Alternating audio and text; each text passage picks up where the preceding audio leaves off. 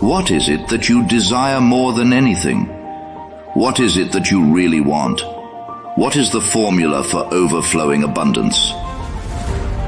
As the sun rises over New York City, the cityscape is bathed in a golden glow. The Gilded Age was a time of unprecedented wealth and opulence, as the elite built towering skyscrapers and ornate mansions that were the envy of the world.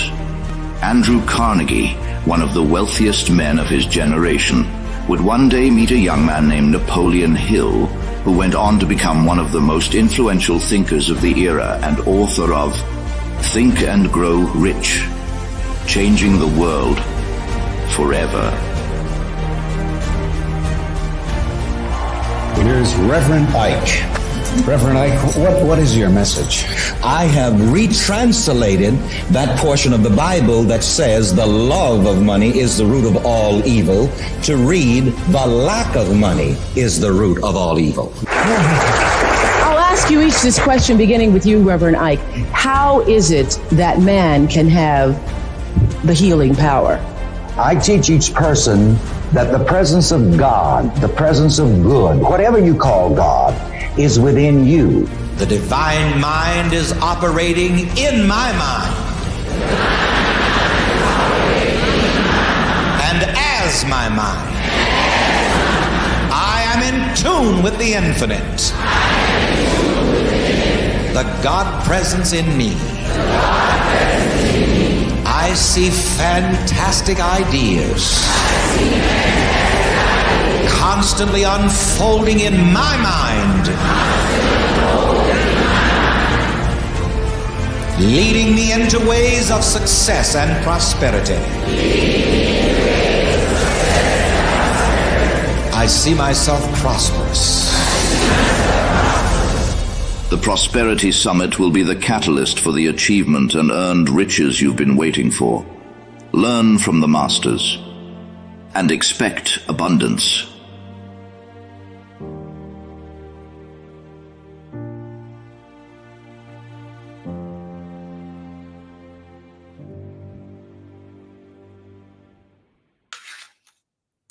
Welcome back, everyone. Welcome to day 3 of the Prosperity Summit. Expect abundance. Today is going to be another incredible day, and I can't wait to introduce our next guest.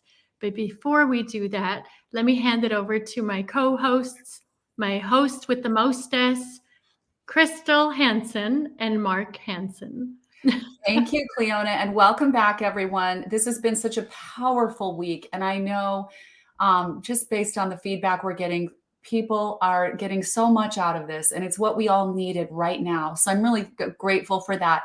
And I just want to challenge everybody today. You know, every single day, we're all going to have some fear and some doubt creep up, some negativity creep up into our lives. It's just life happening, right? So it's important to really start your day off and address that. Just say, you know, I recognize maybe I've let some fear and doubt in, but I'm going to set an intention to let it all go and to just listen to the words that are being spoken today and set an intention that I will get the most I can get out of these words spoken so that I can transform myself deeply. So I just want all of us to take a deep breath, and let all that fear, doubt, and negativity go and just set that intention together right now. We will get the most good out of these words spoken today, and those words and those new realizations will help transform us in the most powerful ways. And it's true that you become what you think about, and what you think about comes about. So what happens in these days that we're having this prosperity seminar where we're integrating two giants, Dr. Napoleon Hill and Reverend Ike, what happens is we're having a compounding of ideas. Now, you all know that Einstein said the 8th wonder of the world is compound interest. The way to get to compound financial interest is compound mental interest. And you could not have better teachers than we've had. And we twisted Cliona's arm to let us go back to ProsperitySummit2023.com and replay everything that you may have missed. You don't want to miss anything. You're going to want to go over it and over it and over it again and get that compound interest. I have spent my whole life imploding the best thinking, the best minds, the thought leaders, and attending stuff like this. And then we put it together and give it to you, as I said yesterday, as a smorgasbord. Back to you, Cliona. Yes, this is incredible. Thank you, Mark. Thank you, Crystal. Yes, you have access to all the replays in the Institute. This is a beautiful gift for all of you. I feel like I'm one of the new kids on the block, you know, from my story, which you'll hear a little bit later on today, and how the secret, it was the catalyst to the change in my life. And so with that, I want to introduce to you our next guest. I have been a big fan from afar, and it's the one and only Dr. Joe Vitale, who is a world-renowned personal development expert. He's the star of the hit movie, The Secret, of course, and he's an expert in the law of attraction. He's an author of over 75 books on a wide range of development topics. He's helped thousands of people all over the world at his events, online, on the internet, through his books and his educational programs. And Dr. Vitale has developed a new awakening with love and all the skills and knowledge he's gained over 35 years of helping people create the lives they deserve and they desire. And Dr. Joe Vitale is someone that I have loved and admired from afar. And without further ado, I would love to bring up Dr. Joe Vitale, and everyone pour love onto this man right now, because I'm just so grateful. And we had this is our first time really officially meeting, but you were one of the most important people in my life. You didn't know that because of The Secret. So thank you, sir. Thank you so much. I am honored and impressed that I've been invited to be here. You are doing something fantastic. The staff, the people that are teaching are idols of mine. Reverend Ike and Napoleon Hill actually saved my life during homelessness and poverty years. So to be here, I'm in awe, and I am incredibly grateful. So thank you. Wow. Well, I hope you'll talk to those poverty years, because there's a lot of people out there, as you know, hanging on right now by their fingernails. And you and I have both been in the same place and tutored, if you'll forgive me for using that term, by the same learned men that also came out of the dross and the downturn. So I hope that's where you're going to start your whole abundant message, so everyone can start with zero and become like you, a hero. I love it. Yes, I can do whatever you like. And that sounds like a good place to start, if you want me to start. Yes, we would love that. So Dr. Joe, why don't you take it away? Talk to us about prosperity. Talk to us about abundance, whatever flows to and through you. All right, I will do so. First of all, you know, I'm sitting here and my heart is racing and my palms are sweaty. And I thought, wait a minute, I've been speaking for decades and I've been on stages all over the world and on Larry King and Oprah and all these different TV shows. Why do I have this rush of adrenaline now? Still now. And it's because I care. I care. And I really want to make a difference in everybody's life. I want to make a difference in your life. And so I've been giving a lot of thought to this. And I thought, well, I've written 90 some books. How do I condense all of that into something you could use today that you can have a takeaway with? And after really a few sleepless nights and really thinking about this, I've come up with 3 steps and 5 tips. So I want to give you 3 steps to achieve the prosperity that you've been longing for and you deserve and maybe been struggling to achieve. And then 5 tips to make this even easier. Now, before we go there, I got to give you proof that this works. I've got to give you evidence that this works. Now, one of my great inspirations is Mark Victor Hansen. He doesn't know how much of an impact he's had on my life, but he definitely has and still has. Major inspiration, major role model in my life. And he just mentioned, hey, Joe, I hope that you talk about those poverty years. Oh, yeah, let's go back to that. That was a party. And of course, I'm kidding. It was not. I was homeless in Dallas, Texas in the late 1970s. No party, no joy. I was suicidal. I was miserable. I was reading, and I was actually living in the Dallas Public Library, which on one level was fantastic. You know, I love books. So I was in the world of books, and they were all free. And they had a bathroom, and they had air conditioning, and they had water. It was like, there's some benefit to that. But it was also miserable because I had no home, I had no car, I had no job, I had no friends. This was awful, folks. I never even talked about it for the longest time because it was embarrassing and it was traumatic. I'm mentioning it now so that you understand. I know what it's like to struggle. I know what it's like to starve. I know what it's like to just be in that melancholy of, is this ever going to work out? Is this ever going to change? Will the sun ever rise again? And even after getting out of homelessness in Dallas, I was in poverty for 10 years in Houston. Poverty. And during that time, I'm doing all the right things. I'm reading the right books. I'm reading the self-help stuff. I'm reading the self-improvement stuff and doing my best to apply it by myself. There's no internet back then. I didn't know anything about coaching back then, except Little League coaching and football coaching. And if there was self-development coaches, I didn't have any money for it anyway. So it was a long, slow process, sludging through this dark night of decades. Not a dark night of the soul for a night. This was the dark night of the soul for a couple decades, for almost 20 years. So again, I'm telling you all this so you know, I don't care where you are. I don't care who you are. I don't care what your challenges are right now. You can break free. You just need the tools. Now, you've been getting tools and insights and stories and processes all this time.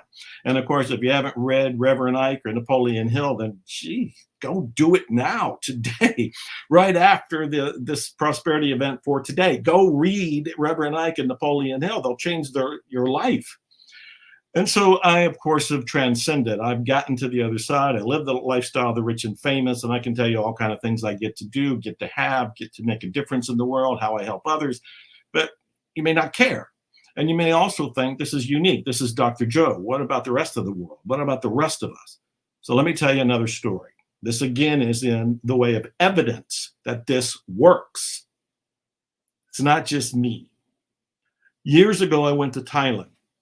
Went to Thailand reluctantly because it's a long way.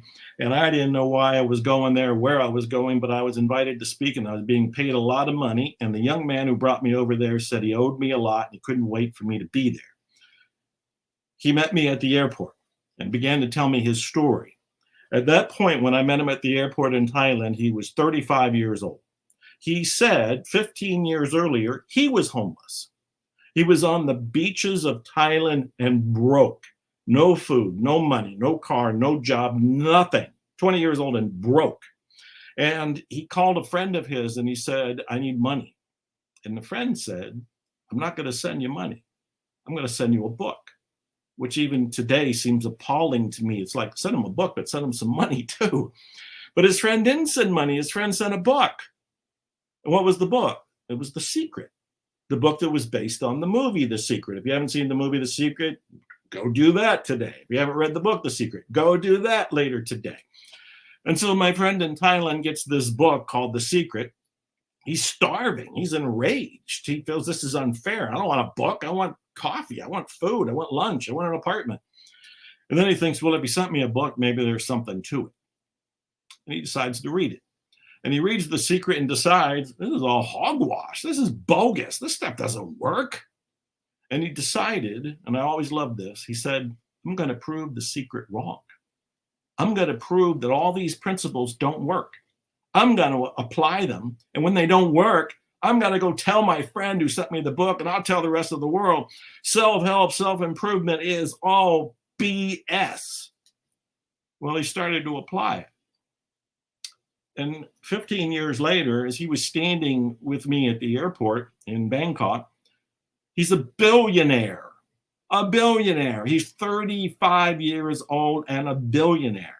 He has 20 different companies, the biggest being a real estate development company in southern Thailand. But he also had a coffee shop, a petro shop, a gym. He had all kinds of things. And he was looking at me, telling me this story. And he says, I owe it all to you, Joe. And I said, how do you owe it to me? I don't even know this guy. Well, he read my books. He read Bob Proctor's books. He read Napoleon Hill's books. He read Reverend Ike and listened to the material, and he applied it. And as he applied it, he couldn't prove it wrong. He proved it worked. And this is where I want to begin. I have 3 steps that I've boiled down from a career to give to you to help you right now. And I wanted you to know that these 3 steps work because they work for that guy in Thailand. His name is Andres Pira, and I helped him write his book, Homeless to Billionaire. So if you want further evidence, go read Homeless to Billionaire by Andres Pira, P-I-R-A. And my story is evidence that this works. For me to go from the dust to having this immaculate, amazing life, even I'm in awe. I drive up to the house. We just moved here in Northern California. Drive up to the house and I have to pause and look and go, holy, I'm not in the library anymore. I'm in my own library. All right. So what I want to do is give you these 3 steps.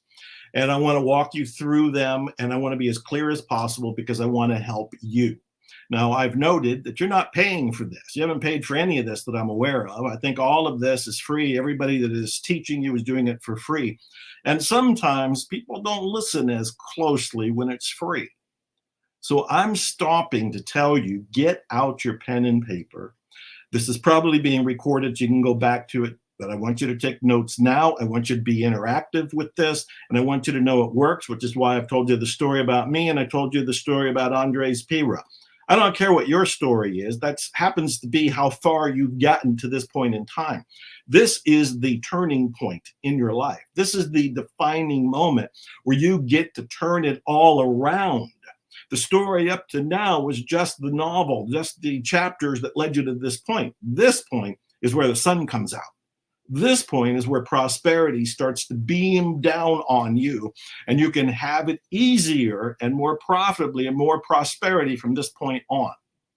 Now, I mentioned Napoleon Hill, who saved my life. Reverend Ike saved my life. I have a couple quotes that I want to say just to kind of warm you up to where we're going. One of my favorite quotes of all time is from Napoleon Hill. Whatever the mind can conceive and believe, it can achieve. Think about it. Whatever the mind can conceive and believe, it can achieve. And if you're sitting there being doubtful or skeptical and going, well, that's crap. What if I want to be 7 feet tall and play basketball? Well, can you conceive of doing that? Which is the first part of his quote. Maybe you can conceive it. The second part is, do you believe it? No, you don't believe it. You're making fun of it, the idea itself. Well, Napoleon Hill says, if you can conceive it and you can believe it, you can achieve it. And I want you to consider that quote as a rule of thumb and a measurement for everything that you want to have, do, or be. Can you conceive it? Can you believe it? Then you can achieve it.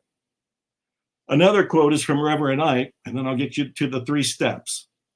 Reverend Ike said, whatever you want to be, whatever you want to do, whatever you want to have, first of all, affirm that you are there. In your own mind, see yourself being, doing, and having the good which you desire. This is practicing mind power. This is practicing self-awareness. When I heard quotes like this, they were awakenings for me. For a guy who was struggling, who was homeless, who was in poverty, who was thinking, I'm never going to make it, and yet having a desire to make it, it was a tug of war in my own brain to get to the point where I can accept what Napoleon Hill was saying and Reverend Ike was saying. So I'm inviting you to take those quotes in and try them on for size. And now let's get to those 3 steps. The very first step is intention rules the earth. Intention rules the earth. Intention moves energy. Intention is how you begin to create, and more accurately, co-create what you want to have, do, and be in life. Now, I've talked about intention a lot in other places. I've written about intention a lot in other places, and I've heard the objections, everything from, I don't know what I want. All right, let's start with that. I think that's BS. You know what you want. I mean, I'm in the movie The Secret and I get in the camera and go, I'm going to get in your face. And well, I'm going to get in your face and say, you're lying. You know what you want. You may be afraid to admit it to yourself. Because as soon as you admit what you would like to have, do, or be in your life, now you either have to get off your butt and start working towards it, or you have to start making excuses for not working towards it. For a whole lot of people, it's easier to go, I don't know what I want. Gee, wish I did. Oh, come on. You know what you want. In your heart of hearts, there's something that's knocking at your inner door. And you may think it's impossible, but remember, if you can conceive it and believe it, you can achieve it. And if that's coming from you from the inside, this is what I really want you to get. And this is something that I haven't talked about enough in other places. I want you to get that your desire is a marching order from God.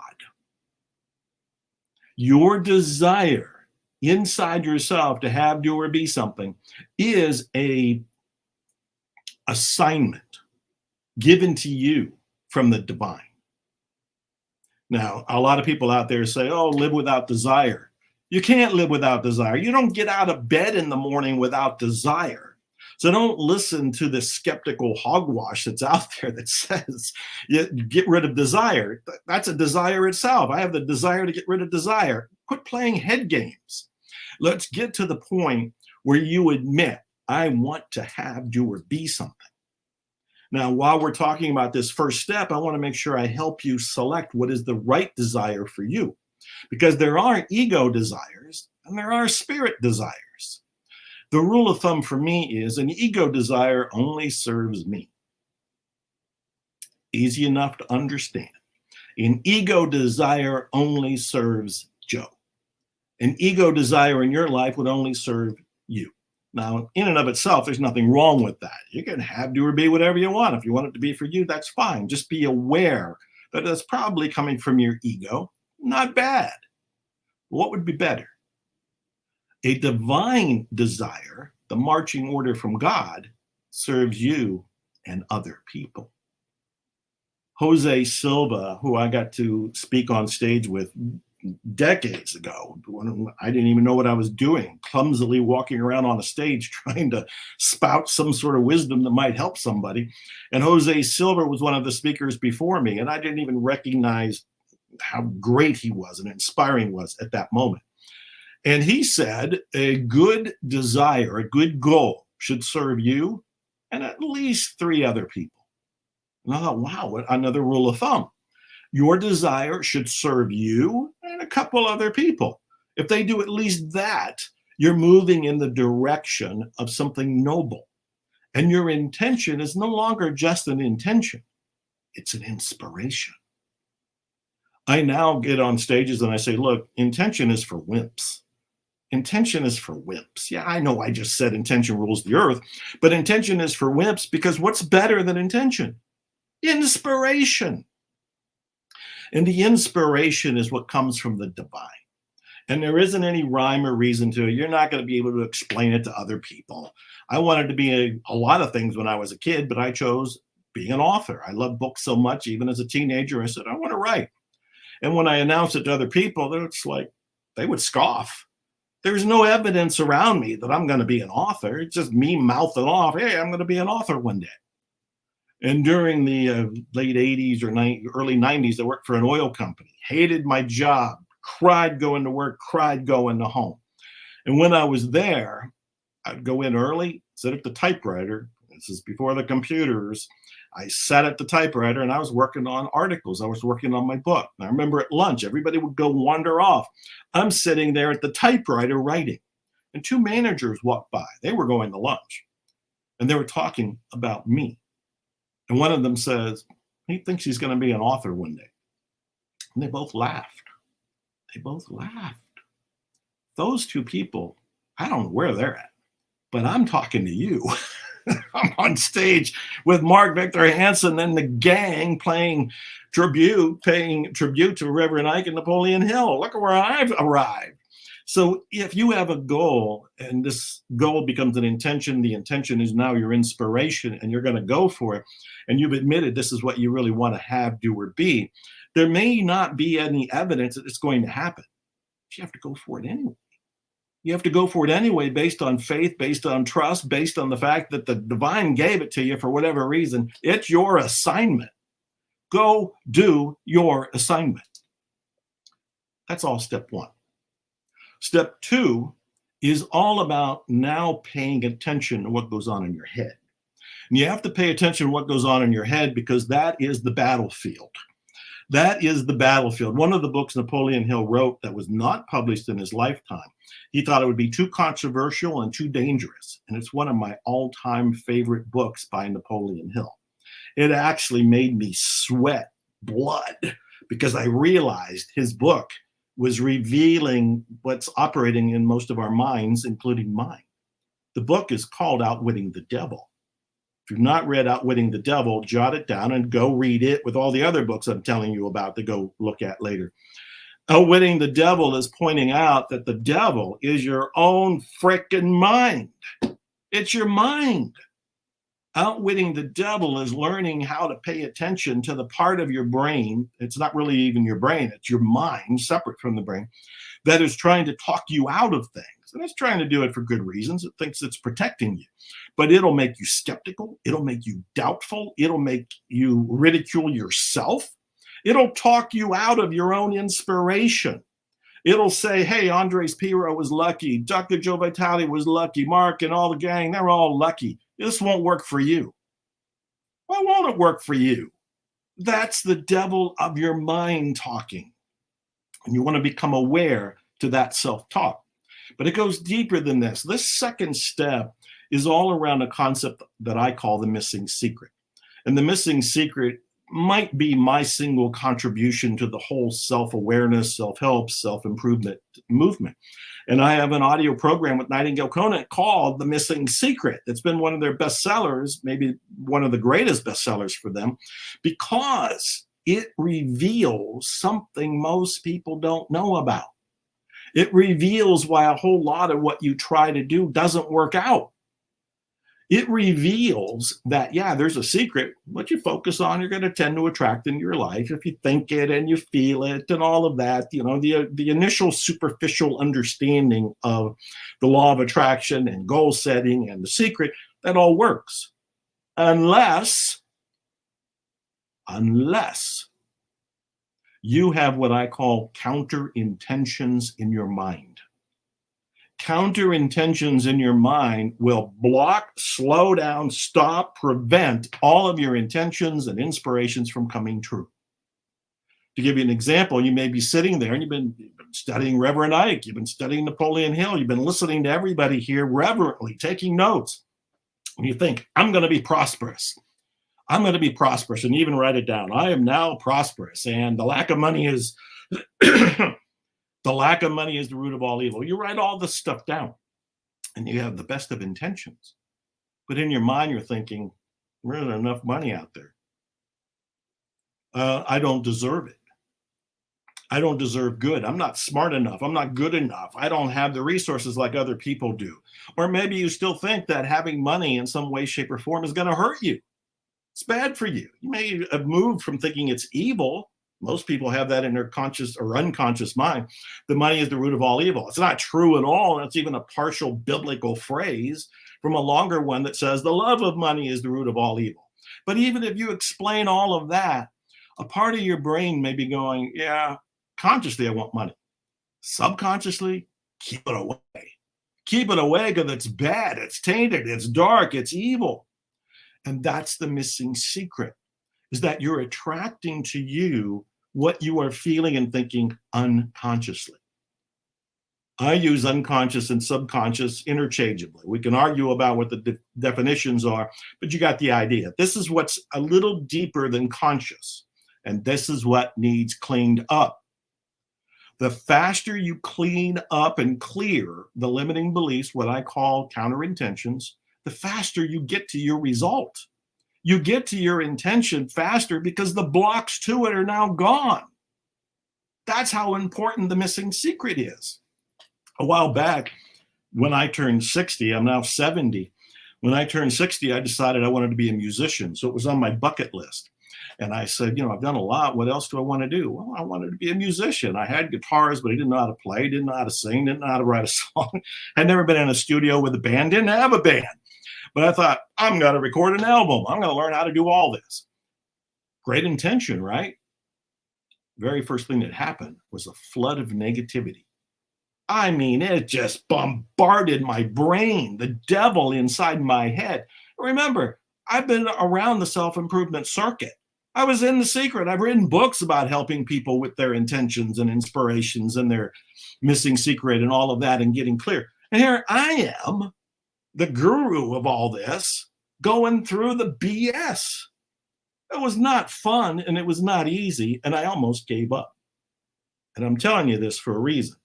When you state your intention, step one, in step two, you're going to start hearing from the negative crowd. And the negative crowd is in your own head. That's where you want to get clear. So what did I do? I know enough about the different clearing techniques to be able to pull a few out of the bag, but believe me, it was not easy. I was doing it pretty much by myself. I did have support. I did have coaches, which I think is very important for all of us to move faster down the road. And yet at the same time, I was struggling with this inner war. I took a songwriting workshop with Ray Wiley Hubbard and Kevin Welch. And Ray Wiley Hubbard said something powerful, and I want to give what he said to you as a tool.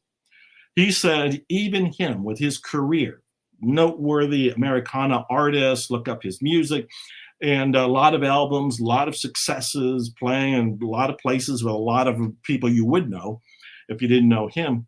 And he said he still had doubts. He still had fears. He still had concerns and skepticism. And I'm like, you do? You're this legend. How do you still have this? And he said it's part of the human experience. But he learned to ask himself a question. And this is the question that I want to give to you. It's a question I use for me. He said, where's the proof that you can't do this? Where's the proof that you can't do this? When I was broke and struggling, I was still writing. And during that time I was writing, I remember thinking, what if this doesn't work out? I didn't have the question, where's the proof that this isn't going to work out? But that would have been a useful one to have. And so when I, at 60, 10 years or so ago, decided I was going to be a musician and I was going through this skepticism and this doubt, I learned to doubt the doubts. Doubt the doubts. I learned to say, where is the proof, Joe, that you can't learn to sing?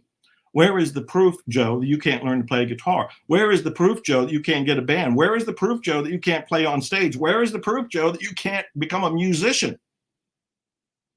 There's no proof. None. So I just went for it. And now, age 70, I have 15 albums.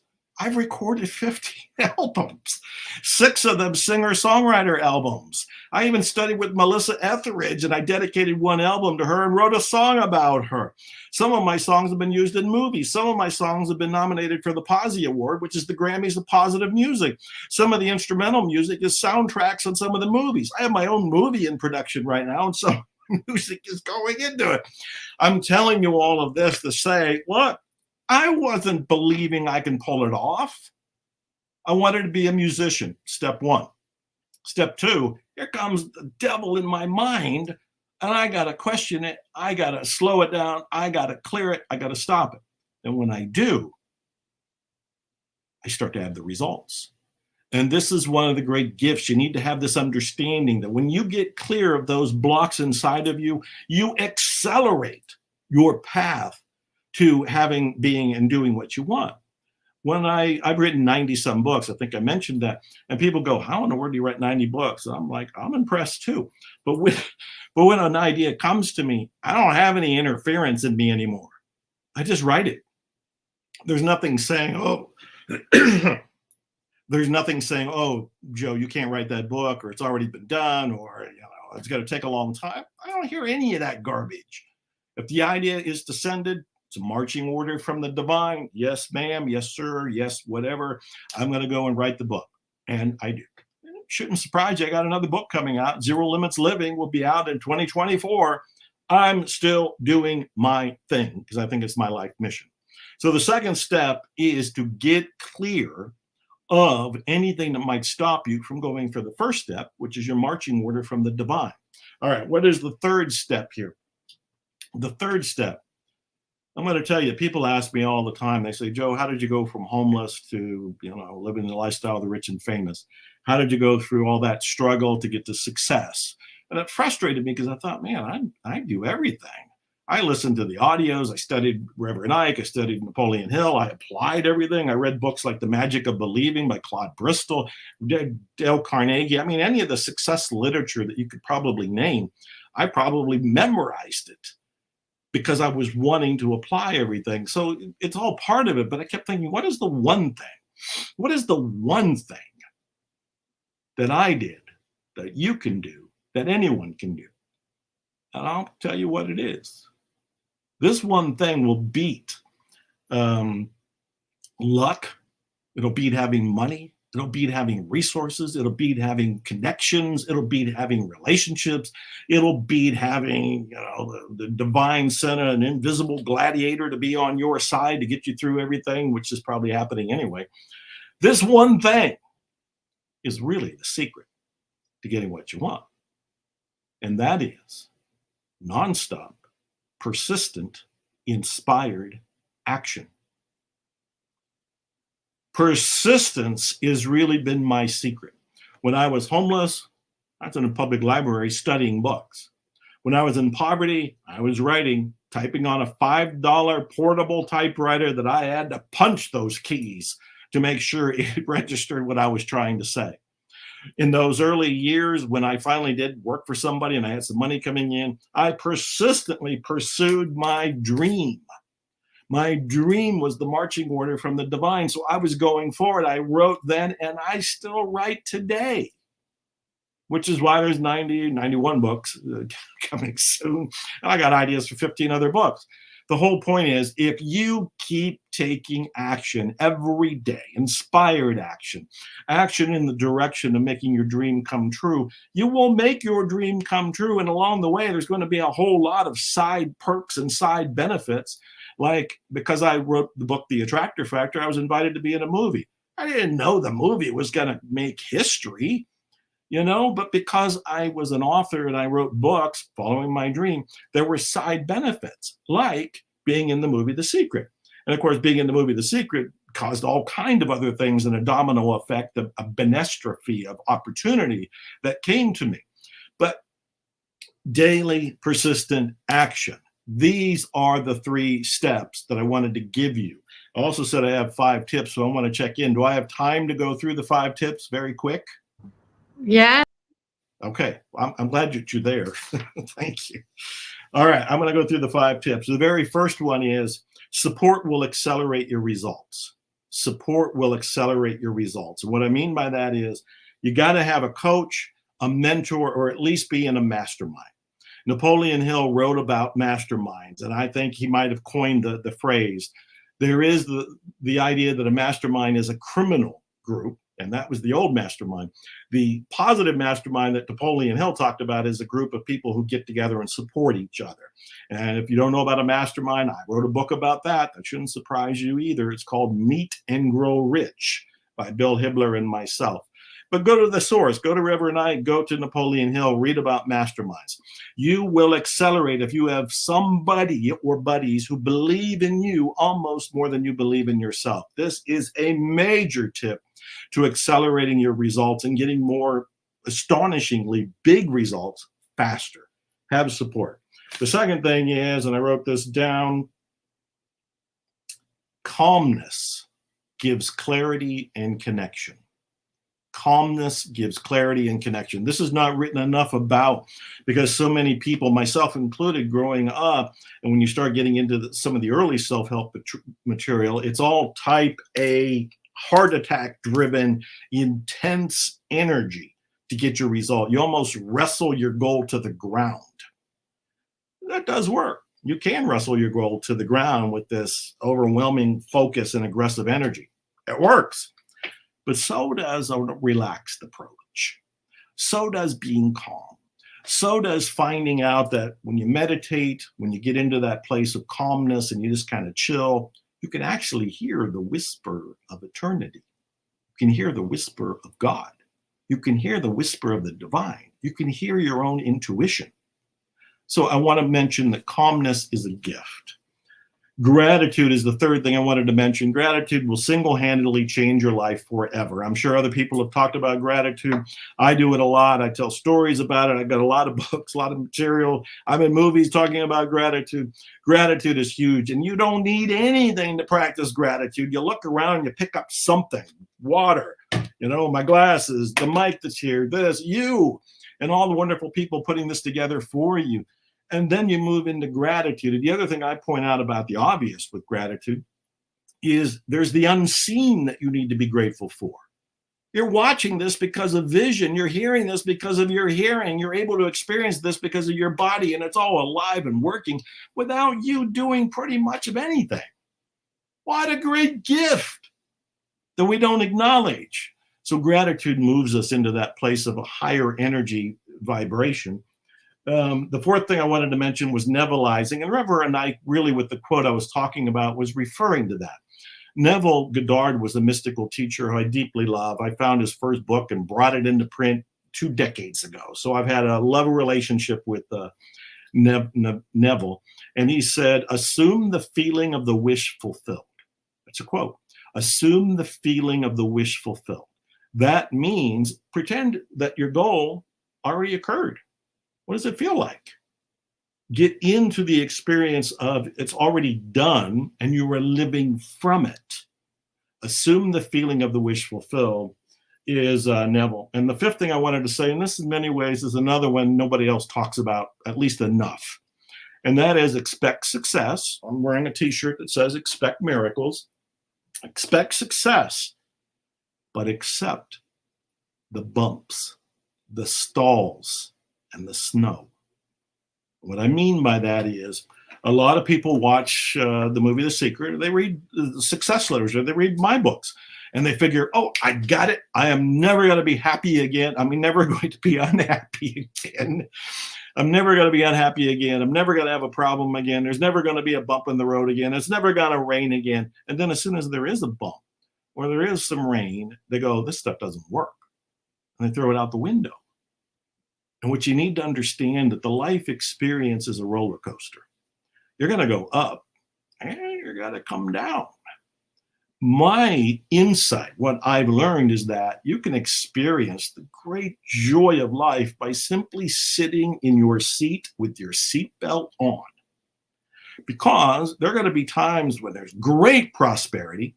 And there's going to be times when it's like, it's not raining dollar bills today. And you have to remind yourself the tide goes in, the tide goes out. There are seasons in life. There are seasons in nature. You have to remember that the prosperity is always coming. It is always there. But it feels like sometimes it's not raining enough cash. You have to remember the sun will come out tomorrow. And always have this idea that expect miracles, but accept stalls and delays as part of the life experience.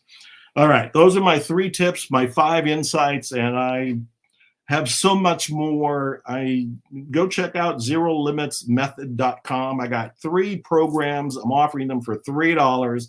They're worth about $4,000 probably each, but for all of them. But if you go to ZeroLimitsMethod.com, you can get a little bit more if you want to elaborate on all this. More importantly, go read Napoleon Hill. He wrote a lot of material. I'm astonished at how prolific he was. And go listen and read Reverend Ike. Both of these prosperity teachers were saviors in my life, and they've saved a whole lot of people. Mark Victor Hansen mentioned them in the beginning and how they helped him. Go read these prosperity legends and go indulge in all of this wonderful material being given to you, and remember to actually apply it.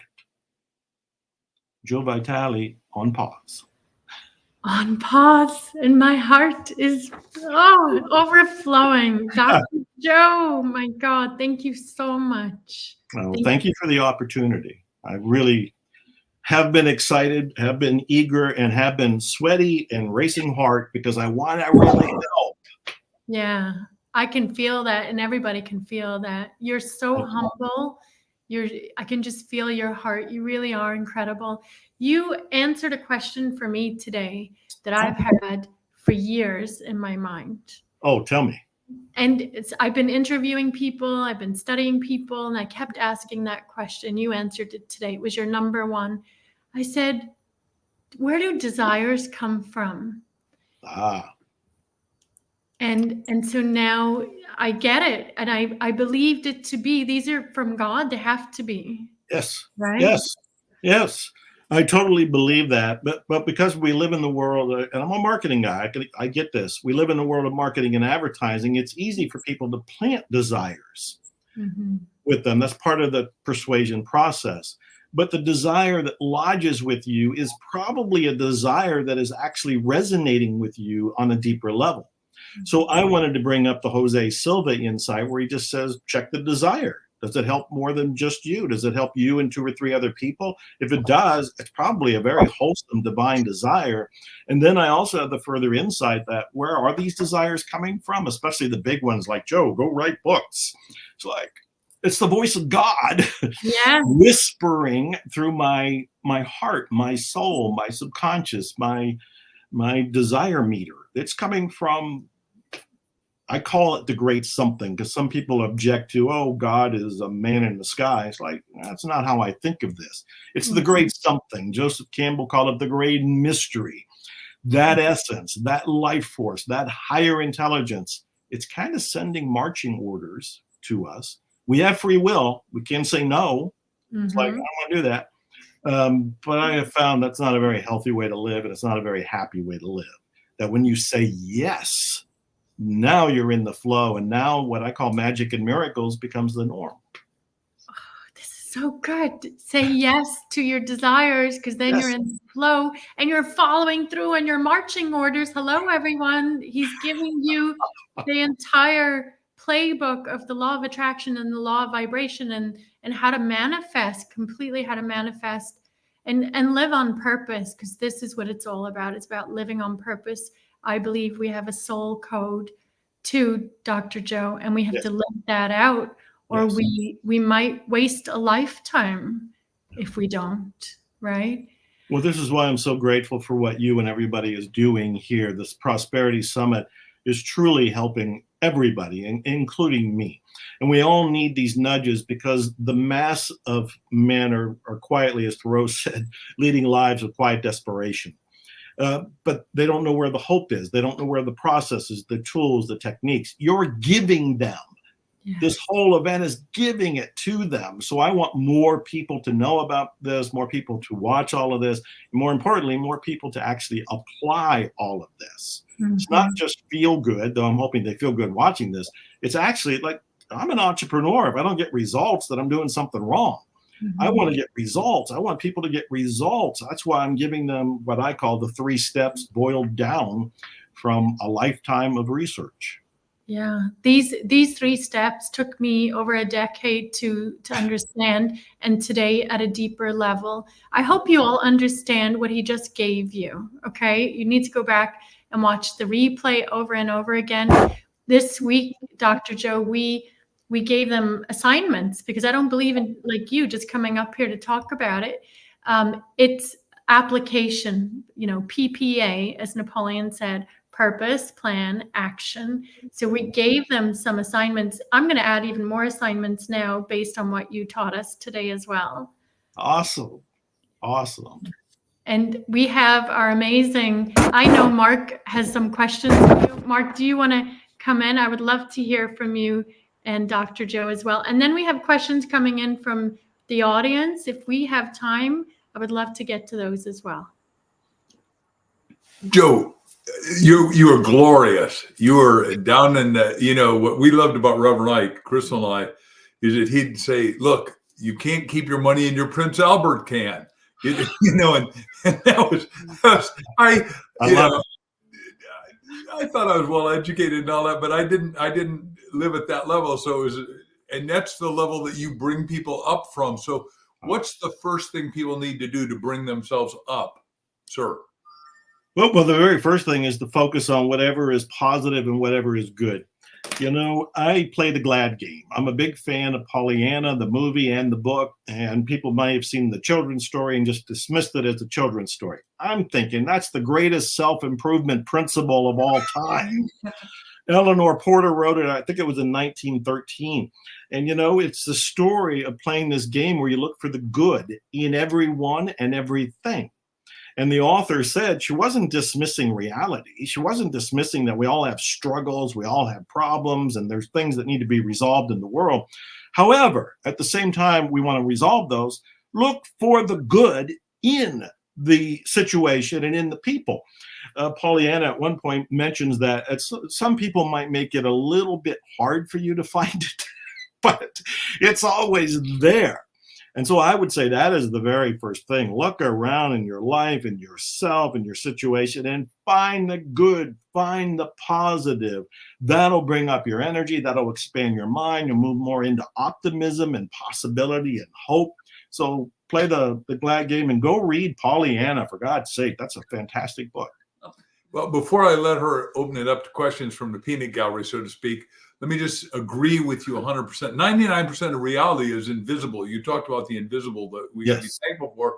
The breakfast that we just had, because it's early here where we are in Scottsdale, Arizona, is turning into hair and eyeballs and tissue and toenails and everything you need, and a brain, which only inventory stuff, and a mind which can think, which is what you and I and everybody that's teaching says, is that I say inspiration is the key that turns on the engine called your life. So you go in a good word, onward, good word, and Godward direction. And like you said, some people can't use the word Godward. They can use a source. They can use infinite love, infinite intelligence. We don't care what are the terms they use. There's only one master creator, and you and I are made in the image of that creator. I like that Napoleon Hill called it infinite intelligence. Yeah. I always admired that he kind of sidestepped the whole religious thing and called it infinite intelligence because it said it without saying anything else. It was brilliant. Yes. Correct. I Cliona, agree. questions from everybody out there. Yes. Okay, Dr. Joe, do you still have time? Are you Sure. good with this? Yes. Okay. All right. Whoa, they're coming in at warp speed. You have everybody on fire. They're on fire. Good. Okay. Let's start with this one here. Okay. What originally inspired you? This is from Gary Glass. What originally inspired you to delve into the realm of spirituality and personal development? How did your journey lead to The Secret? Yeah, well, those are a couple questions there, but the easy first one is because I've been asked how did I get into self-help, and it was because I needed help. I got into self-help because my first client was me. It was like I was trying to unravel the universe. I was trying to find some way to love myself, appreciate myself, grew up feeling like I was dismissed and not enough, and a lot of things that a lot of people still struggle with. I turned to books because it was a safe way for me to find answers and inexpensive. I was brought up in Niles, Ohio, and they had this famous library, Niles McKinley Library, huge, because one of our presidents was born in Niles. So William McKinley, his library, I would walk there, I'd read these books, and it was beginning of my quest to understand myself. And I think the other part is I always believed that somehow there was more. Today, I have a show called Zero Limits Living. My next book's called Zero Limits Living. I have a movie in production called Zero Limits. You can see a theme here. And that theme is I'm exploring, do we have any limits? Do we really have any limits? I still go back to Napoleon Hill's quote, if you can conceive it and believe it, you can't achieve it. It doesn't sound like there's any limits to me. And other quotes by Napoleon Hill where he said the only limits are really the ones you believe in your mind, the ones that are mental. So all of this is my exploration and how I got into self-help, how I got into the movie The Secret. I think I mentioned earlier, I had written a book called The Attractor Factor. It was very well received. It was one I made a bestseller. There's whole stories behind it, how I did that. But Rhonda Byrne read the book, called me up when you can get me on the phone back then, and said she was making a movie and she wanted me in it. And I actually thought she was kidding. I thought she was just a dreamer. And I said, hey, if you get it together and you get your money and all that kind of stuff, give me a call. Well, she did. And I, of course, have learned to say yes, even when I don't know what the hell I'm doing. say yes and figure it out along the way. So that's how I would answer that. So good. You follow your hunches. Like you don't doubt, you just take action now. I love how you spoke about that. No interference. You've become this clear channel because you've done the work. Well, let me be clear. I still doubt. I will still have doubts. I have not been able to turn that part of my brain off, but I've weakened it. For example, I talked about being a musician. Well, I didn't tell you what happens, because what happened in that case. So I become a musician after being full of doubts, after being so reluctant to do it. And I perform on stage with my band of legends. My band of legends, they're in the Rock and Roll Hall of Fame. These guys are legends, true legends. I'm the newbie. I'm the green guy. I'm the guy who is uneasy and unsure and shy and reluctant. But I get on stage with my band of legends. We perform. We get a standing ovation. A woman walks up and says, I really loved your show. She says, I'm a movie director. I'm working on a film, and I have a part I think you would be good in. Have you ever done any acting? Wow. I was one of the 3 little pigs in kindergarten. So I said yes. And I'm in her movie. Wow. Oh my God. Did I have doubts? Of course I had doubts. I was like, I didn't really lie, but it was kind of a stretched fib. And later I did tell her I didn't really have acting experience, but I'm willing to learn. And so, yes, I have doubts, but I've also learned to say yes despite your doubts. Oh, put that in a frame, someone, please. Say yes despite your doubts. Quote it. It's Doubt huge. your doubts. Doubt your doubts. Doubt your doubts. So good. Okay, we have another question here from Philippa Conley. She said, which is the most significant principle that has caused the deepest manifestations in your life? Wow, that's absolutely a great question. It'll probably haunt me later because I'm going to answer it now and then go, oh, I should have said this or I should have said that. But my answer would be persistence, because I have found that if I keep going forward, keep taking action, keep going down the playing field, doing what I believe is right, doing what I believe is my calling, then there's all kind of wonderful things that take place. For one thing, I feel good about myself. I am doing what I think I'm here to do. So my self-confidence, my self-nurturing is there. I also believe, because I'm following the marching orders from the divine's going to take care of me. I didn't know that for the longest time, and I lost faith, and I questioned the divine, but I now know it was there all along. It's there even right now, and I become more aware of it as I keep taking action. I also know that as I keep taking action, more people see me. And I've read this. I read William Shatner's, one of his books, and he was talking about Leonard Nimoy. And when both of them were broke, and they weren't on Star Trek, they didn't have much work, they took anything that was acting oriented, whether they got paid or not, because they knew they were being seen. And as they were being seen, somebody would recognize them and say, hey, recognize some gift in them and say, I have a part for you. You want to try this? So I have found persistence has been really the secret to getting all kind of results and benefits along the way. Persistence. Yes. We never give up.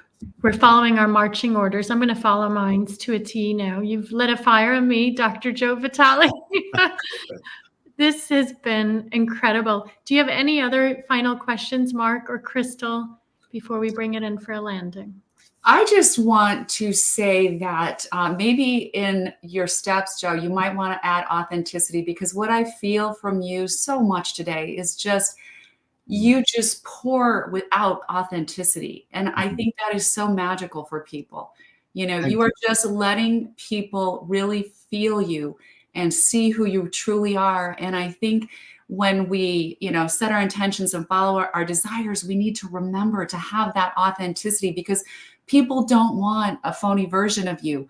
They just want you. And that's what Joe has delivered here today for us. He's just delivered his authentic love, and I feel it. I've been so touched, and such a joy to have you on. I'm almost speechless here. Thank you. This has been my honor, my treat, hanging out with all of you, being mentioned in the same breath with Reverend Ike and Napoleon Hill and Mark Victor Hansen. Oh my God. Well, by the way, we understand the sleeplessness, but I got one other question. fast forward your mind to 85, looking back at now, that's 15 years or so. What is it that you want to what is it you are going to be most proud of accomplishing in the next 15 years that you've been thinking about? I've wanted a movie based on Zero Limits, the book about Ho'oponopono, which is a whole separate subject. I read it, sir. I know you did. You told me about it at one point when we did an interview many years ago. Yep. I do remember. I said I have a movie going on right now. It's a talking heads movie like The Secret. So that's in production, and I'll be proud of it and I'll promote it. But I've wanted a Hollywood-style movie based on Zero Limits, because that true story of this crazy therapist who helped heal an entire ward of mentally ill criminals with this Hawaiian chant, more or less. I love you. I'm sorry. Please forgive me. Thank you. I have felt, Mark, for the longest time, that is a blockbuster. That is like One Flew Over the Cuckoo's Nest, but with a positive intent and a positive message. And so that's what I'd really like to, as much as I'm an author and I got more books and all these books I've written, I know not all that many people read books. I want more of them to read books, but they are watching TV. They are watching movies. So that's my answer. What a great question. Thank you, Mark. Well, I want to hit you before we let you go, because we're going to let you go. And we thank you. Crystal and I own this little company called MarkVictorHansenLibrary.com. And our goal is to get everybody around the world to read, because you can't succeed unless you read, which is everything you've said today. You can't take yourself forward. And what our friend Jim Rohn, who I did a lot of seminars with, said, if you can read and don't, you're no better than somebody who can't. And I think media now, and especially Zoom, is going to wake up the 18 billion, because right now all the major publishers only deal with 17%. You and I are fearless, so we're going to deal with 100%, which nobody's ever tried to make 100. My goal, 100% of humanity, economically, physically successful. These are mega, big ass, big butt goals. I'm with you. That's okay. Anyhow, well, Jesus came in on an ass, right? Exactly. That was the praise of his day. We did say we were going to start joking at the end. So We're getting a little punchy, but it's okay. We're having fun. You just said something, Mark. And here I am now. I'm going to go pinch myself when we hang up. But I've been writing. I write out my desires every day, and I live from the end, and I fuse with my goal, and I've been writing out that the Napoleon Hill Institute has impacted 8 billion lives in a positive way, and there's no coincidence that I've attracted this opportunity as well. And you just said what you said. So we cannot doubt what we're teaching here and what Dr. Joe taught us today. We cannot doubt this is all so beautiful and so divine. This is all divine. We're just being used, I believe.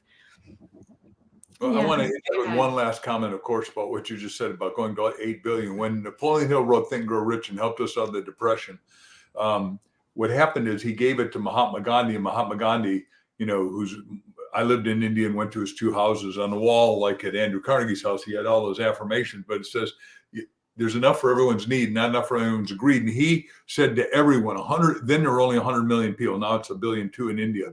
Said, we got to get this to everybody. And that's exactly what we're saying. So all we're doing, all of us online here and everybody that's listened, is standing on the shoulders of Dr. Hill to take this forward.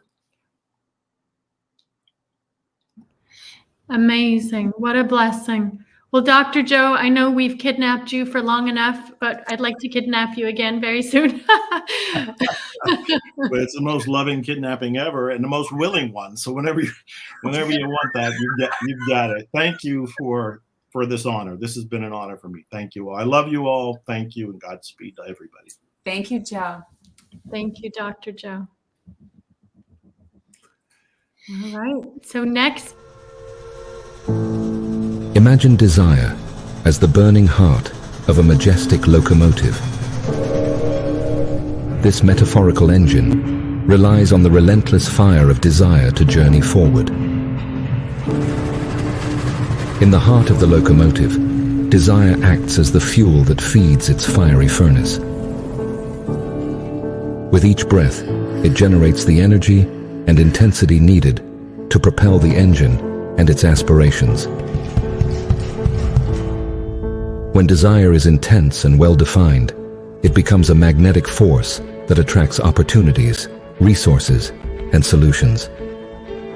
Desire is the unwavering force that keeps us moving, even through the most challenging terrains of life. Yet, much like the train's need for a continuous supply of fuel, desire demands consistency. It's not a fleeting spark, but a sustained flame that maintains our course. And in the end, desire acts as our compass, pointing us unwaveringly toward the realization of our goals and dreams, the ultimate destination where the fires of ambition burn the brightest.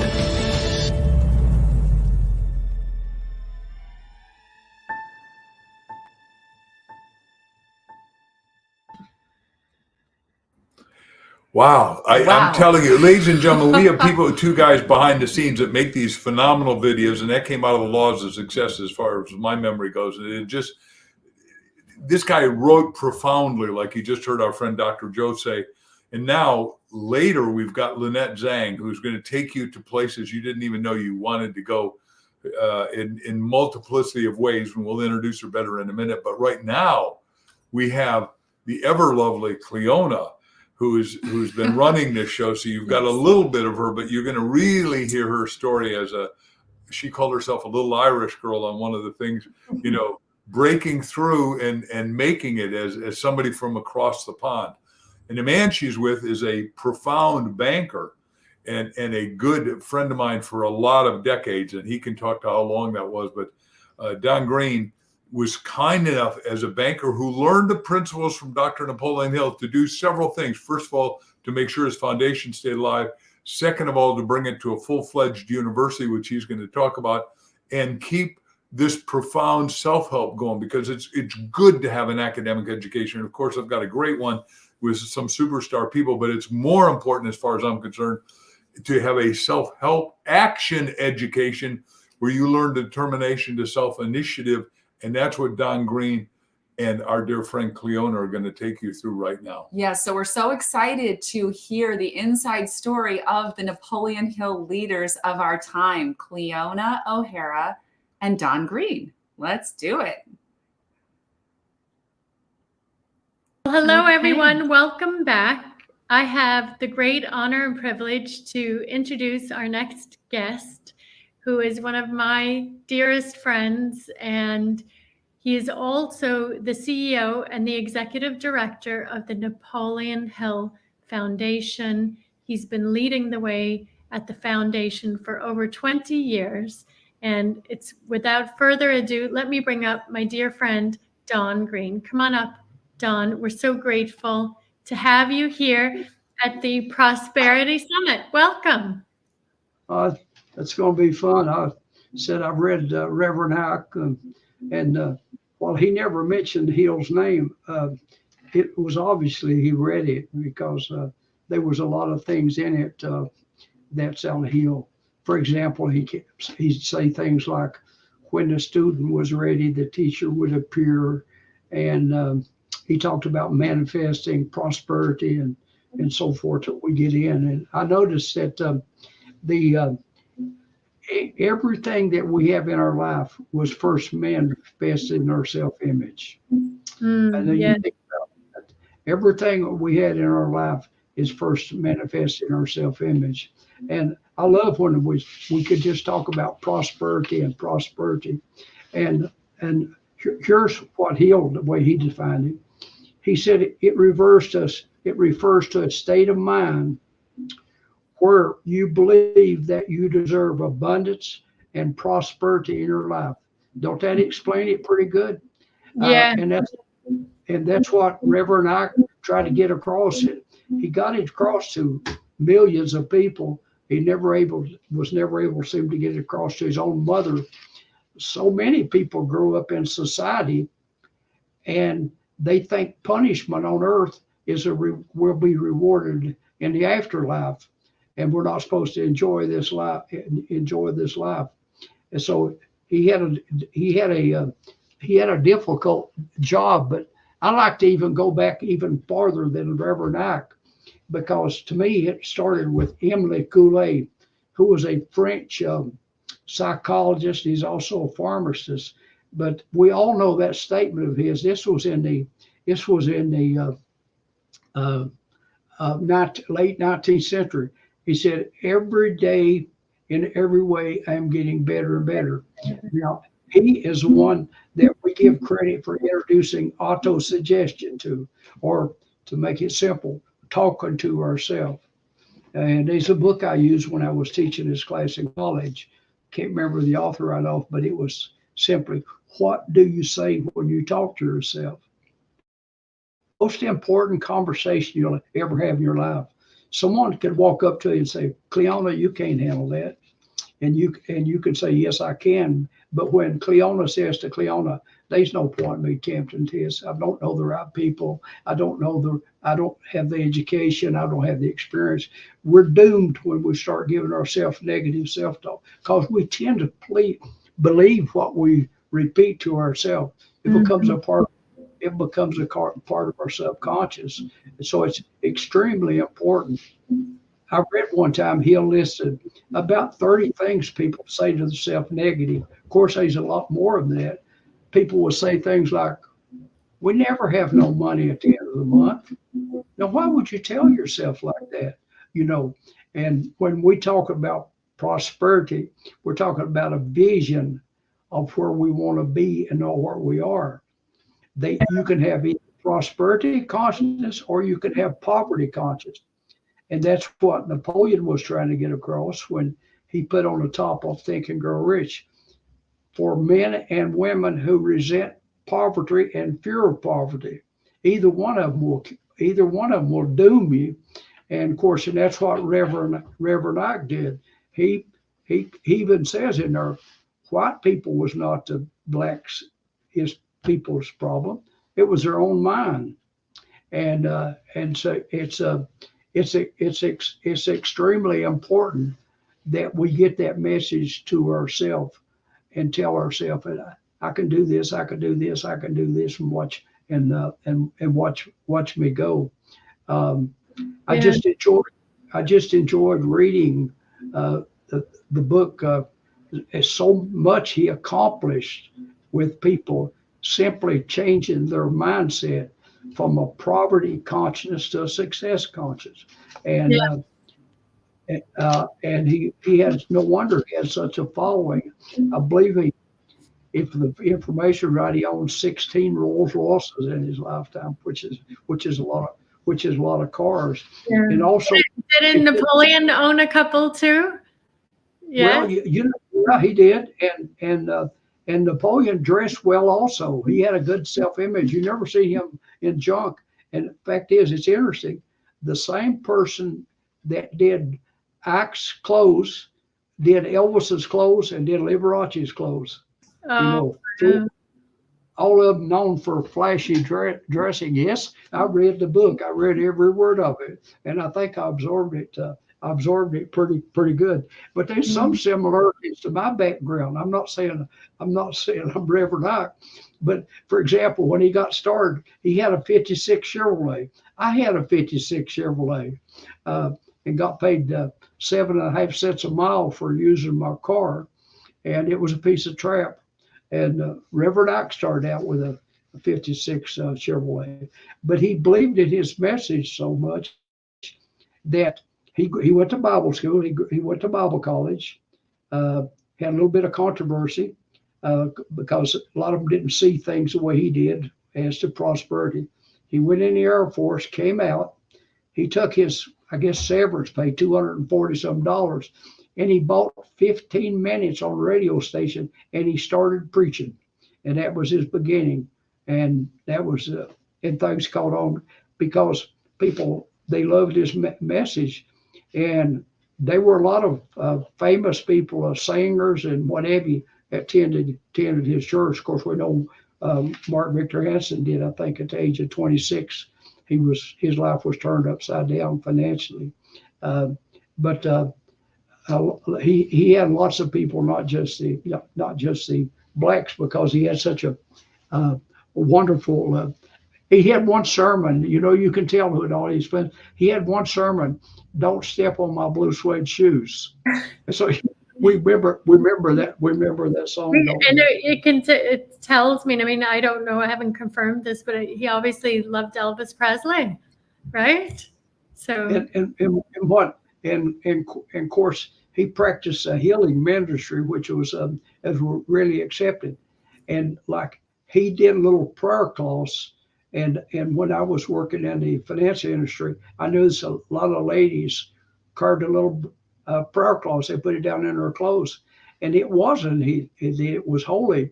But if you had the thing, it helped you develop a belief that you was. And he didn't claim to heal people. He was simply a conduit. He was just simply a means that it was done by. He didn't mean that he could touch somebody and they were healed. He was just a conduit, or you might call it, which you and I would say, coach. Okay, yeah, we're coaching people. We're coaching people. We're channeling, the goods. Absolutely. But they were so many things that was similar to heal. I mean, the background of poverty, the desire for riches, and so forth. I said he never mentioned Napoleon Hill, but writings of people like him did no doubt influence him. He was well educated. He was not just a minister up there rattling and whatever. He studied the Bible. He studied it very, very, very thoroughly, and of course he lifted the prosperity out of the Bible. You know, the talents and what's in the. It seems real cruel if you talk about the talents.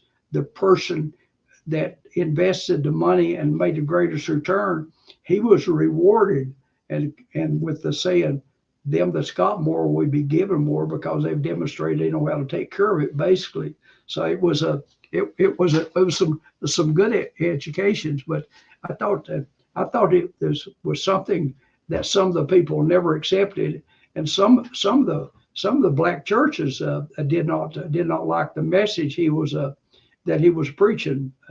They grew up in the old Baptist churches of the simply preaching hell and damnation. Hey, you don't behave, the fire down there is going to be 100 times hot as it is here on earth, and basically trying to scare you to death into submission. And he preached love, and he preached prosperity, and I thought some of his was amazing. He said even people that was homeless and so forth, he addressed them as sir. He respected them. Even people that was something else, but he reached out to the people that needed the information, the very most.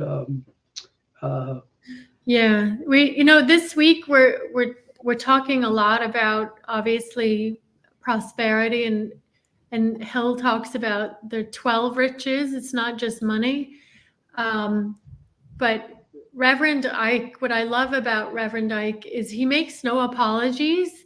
And, we're also talking about our beliefs growing up around money.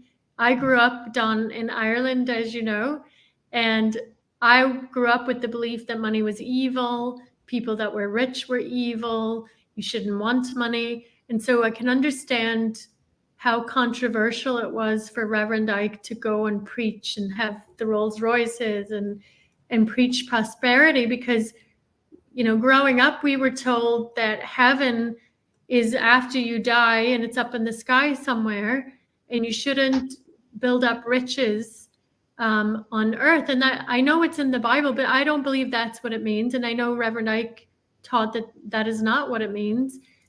God wants us to be prosperous now. God wants us to have a prosperous life while we're alive. And I think that was the strongest message and what I've learned. And I had to change my beliefs around money. So you can't you can't help other people if you're poor yourself. He preached spiritual consciousness, being being aware of it. And I can remember in my own place, we talk about our own experiences. I was a young bank president, and my mom, who lived to be in her 90s, had a 7th grade education. Very religious woman, very, very hard worker, and very giving. I think I got a lot from her. But I can remember her telling me, Don, they say you're making a lot of money. Well, I don't know who they are, but I said, well, Mom, I've been blessed. I'm doing okay. She said, now you don't want to make too much money. I said, why? She said, people won't like you. Now, can you believe that? She firmly believed that. In other words, they had this saying, now, don't you get above your raise. And in other words, don't do better than what you had. I mean, we didn't have running water when I was little, and we didn't have a bathroom in the house. I don't see anything wrong with having those nice things and not having to wear clothes that, you got a couple pair of blue jeans a year and you weren't barefooted in the summertime, not because you like to go barefooted, you save your shoes. I mean, there's not anything wrong with having nice clothes and so forth, but that poverty can be so ingrained into your brain that you think you just accept it. I mean, I had many people tell me when I was working in finance, well, we poor, but we honest. I mean, you don't make an excuse because they're poor, and they've never used their mind to manifest what they want in life. Yes, Don. I'm so glad you said that, because I know that there's some people, especially where I'm from, it's almost like being in poverty. There's a martyrdom to it. They feel a sense of martyrdom. It's good to be poor. Look at me. I'm helping people. I'm poor. But how many people can you really help if you're poor? What is the saying that you always say? If you want to help poor people, you said, don't be one up. Yeah. I mean, and when they say money's not important, people would say that, as Zig Ziglar said, they'll lie about anything. You better watch them, because it is important. It's necessary for food, clothing, and shelter, but beyond that, it's necessary for you get sick or you're old, you no longer can produce an income. And it's also necessity to have money. It takes money for Shriners, crippled children, the beautiful work they do, St. Jude's, your church, your college, help kids go to school. I mean, there's so many good causes out there that you can do of your own choosing. I could tell you about the little young man I took to lunch today from Nicaragua. I mean, I think he thinks he was just overwhelmed, to meet me. And I took him to lunch and gave him 5 or 6 books. And I took him down to the high school, and the principal was going to let him speak to the Spanish classes and what have you. And he was absolutely just thrilled to death. And of course, the pastor introduced me. He said, Don's the guy that built the 3 little houses down there for some of your people. And he was just overwhelmed to be able to meet me. And I don't mean it to, Cliona, I don't mean it to boast or anything, but it is a wonderful feeling to be able to help someone that's got less means. And so those things take money. It takes money. It's just a tool, and that's all it is. There's not anything wrong with it. And for you to satisfy yourself as, well, we're poor, but we'll get by. I mean, I tell the kids, I send a lot of the books, dream. No dream's too big. If you want it bad enough, you find out why you want it, and then you can find out how to do it. Just like Viktor Frankl's book, Man's Search for Meaning, the results of him living in the Nazi concentration camp and surviving. He wanted to survive, to get out. He was educated. He had a doctor's degree. He wanted to be with his family. He was working on some things he thought important. So he did everything could be imaginable to stay alive. And he would spend everything trying to how to survive. He hid a piece of glass to cut his beard off so he wouldn't look so old. And he hid potato peelings and buried them in the dirt when there wouldn't be when they get mad because somebody escaped and they wouldn't feed them. And he did everything he could to survive. But when he got out, his family had all been executed. He didn't know that, but that's what he lived for, to survive. So if we know why we want to do something other bad enough, we'll figure out the how. We may not know it when we start out, but we'll use persistence and the other principles, and I think we can surprise ourselves and surprise a lot of other people. Yes, you're one of the best examples of serving and giving. And this week the Prosperity Summit's all about how to sow and reap abundance, Dawn.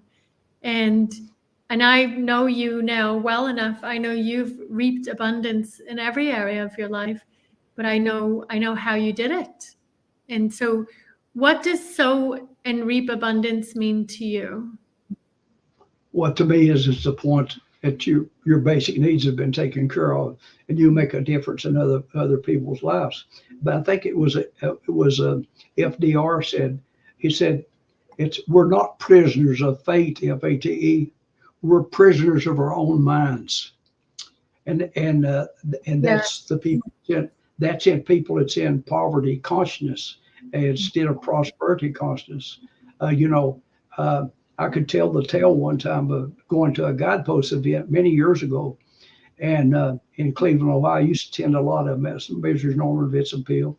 I even flew to New York to attend her 100th birthday party at Marriott, I believe it was, on Fifth Avenue. But I attended one of the things in Cleveland, Ohio, and I'd been there before. And when I sat down, I was not the speaker. It just said Don Green, West Virginia. And a lady at my table said, "Where is that?" And I said, "Appalachian Mountains." Somebody was talking. I tried to be quiet. And she said, "Y'all have a lot of poor people, don't you?" And I said, "Yes, ma'am." And then she said, "Why don't somebody do something to help them people?" And then I didn't answer. I waited till they had a break. And I told her, I said, "Ma'am," I said, "I want to tell you something. I don't want to hurt your feelings or anything. But I said, when I came here, I was picked up by limo, and it came cut off and came downtown. And when they cut off to come down to this, it was one of the old hotels that had been redone. It's a Marriott or a Hilton one. I don't remember which, years ago. Nice place. But anyway, we passed underneath when it cut off, I could look under a bridge. It was, I don't know, must have been 30, 40 people. I'm assuming they were homeless under that bridge. And I told her that. I said, "We have homeless people everywhere." I said, "This is a town of John D. Rockefeller, once one of the richer men in the world." I said, "I've been out to his grave." I said, "He's got a big statue, looks like a Washington Monument." I said, "It's also the Rock and Roll Hall of Fame." But I said, "What I want you to remember from this thing you're listening to your day is both poverty and riches sprang from the mind. We have rich people in the poorest places on earth, and we also have poor people in the richest places on earth." And I said, both of them are the products of our own minds. Yes. And I said, if you'll remember that, it'll be more than what you'll learn in one of these seminars. Our mind is what makes us either rich or it makes us poor. But we're in control of it. That little old book, about the psychologist, Power to Choose, 96 pages long. I've sold 1 million copies of it. That's all it is. It tells you got the power to choose. You woke up this morning, you can decide to smoke you a joint, drink you some drugs, lay around and watch soap operas all day, or you could get out and get with it and clean yourself up and go out and meet some people that's of affluence. And we said it 1 million times. There's 2 ways to learn. One, some books, and the other, be around smarter people. Or you can choose not to do nothing. Then you can make excuses. Well, they just ain't no opportunities no more, and the employers don't treat you fair, and taxes are too high, and they don't do this for me, they don't do that for me, whatever, and all them excuses is like the saying of sitting in a rocking chair. It may be comfortable, but it won't take you nowhere. And but we're the only thing that's different from animals. Animals just simply survive from one meal. Their instinct tells them when they're supposed to eat again. In between, they don't do nothing. But humans are not that way. We can progress and we can create things to happen between our meals if we want to choose so, or we can basically do nothing and then start complaining. Yes, yes. And I know there's many people in that position. Yes, unfortunately. negative people, as Mark Twain said, don't walk from them, run from them, because the people we mess around with, it'll rub off on us sooner or later, good or bad.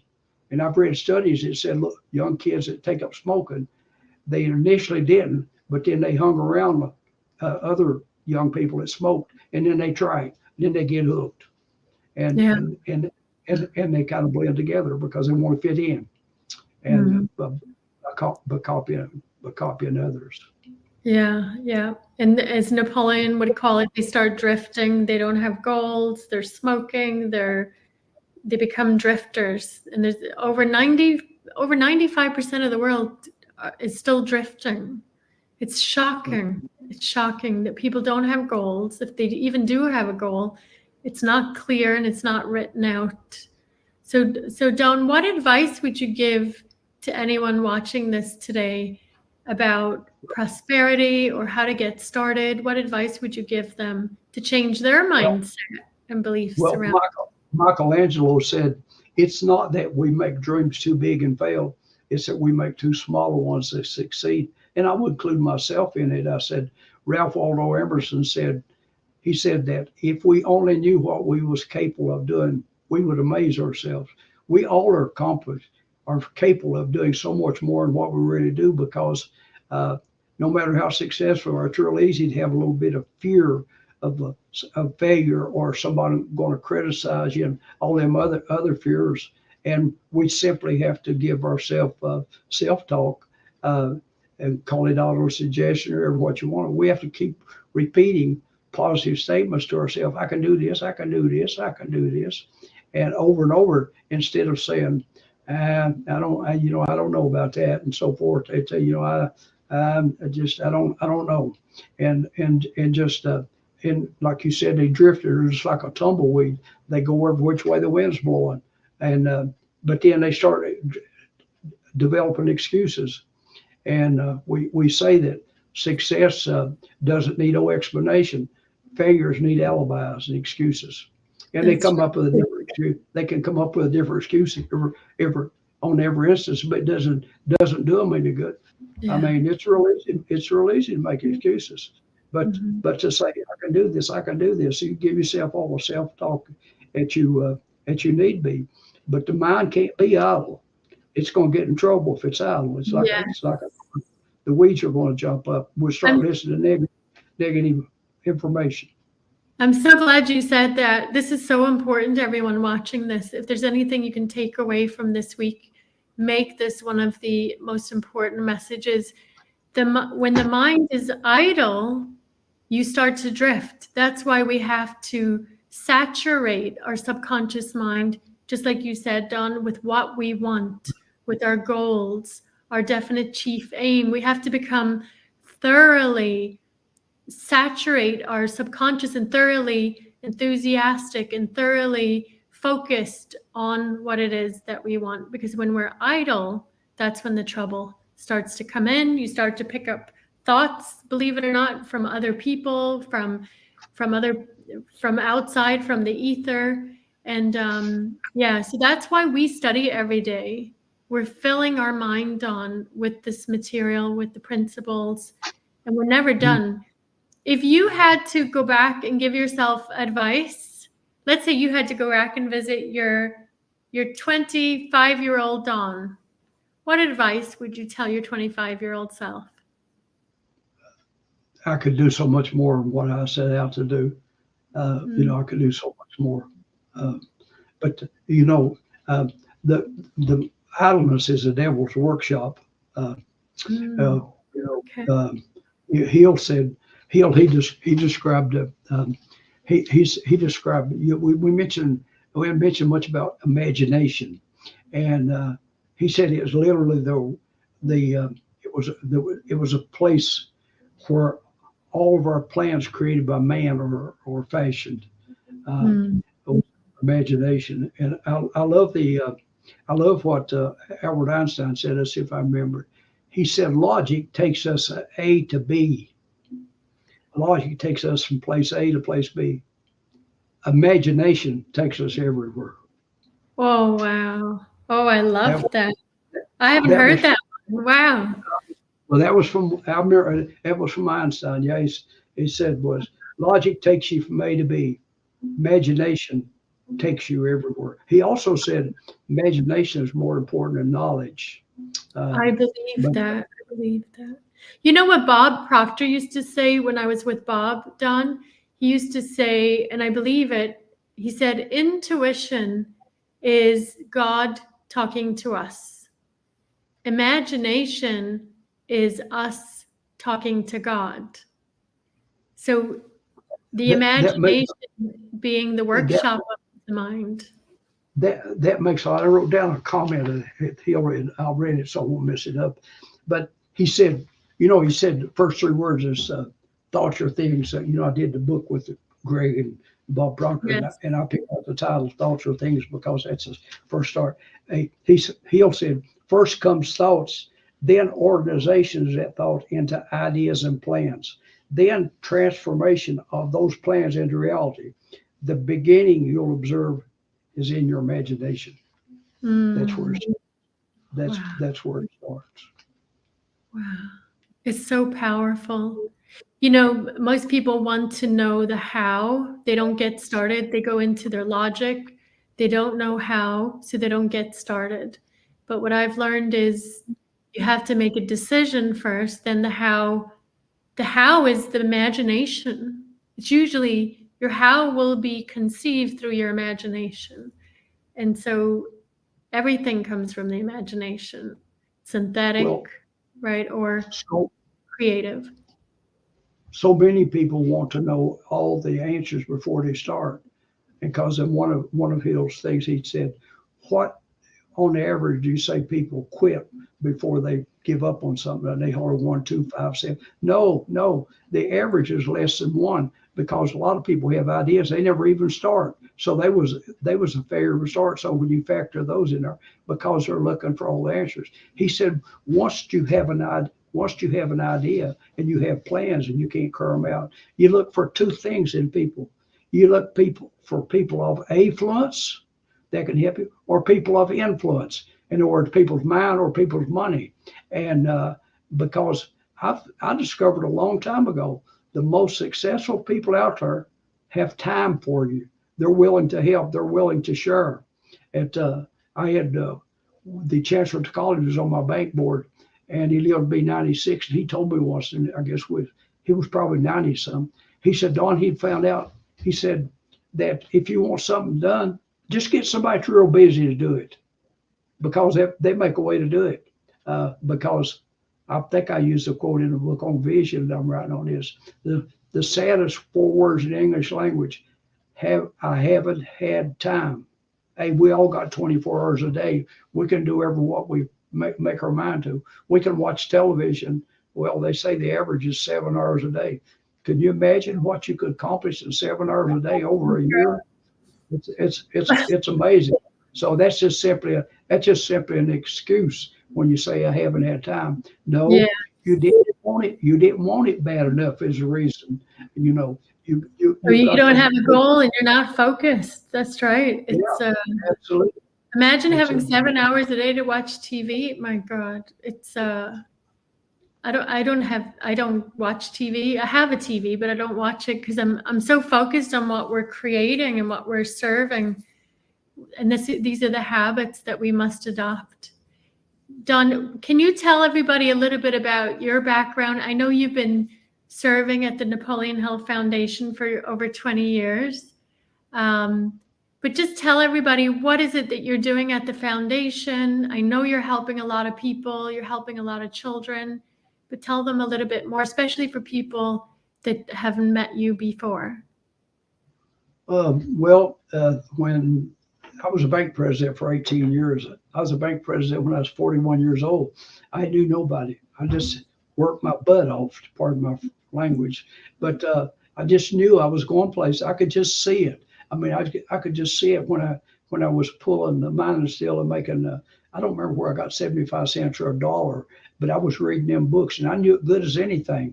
And I was going to use my mind. And that's the only art I can do is a dollar sign. I mean, I didn't have a lot of talent going through school and all, but I was good in math and I learned finance. But my mom and dad, they grew up during the Depression. Dad was 17, mom like 2 months of being 14. She was not pregnant.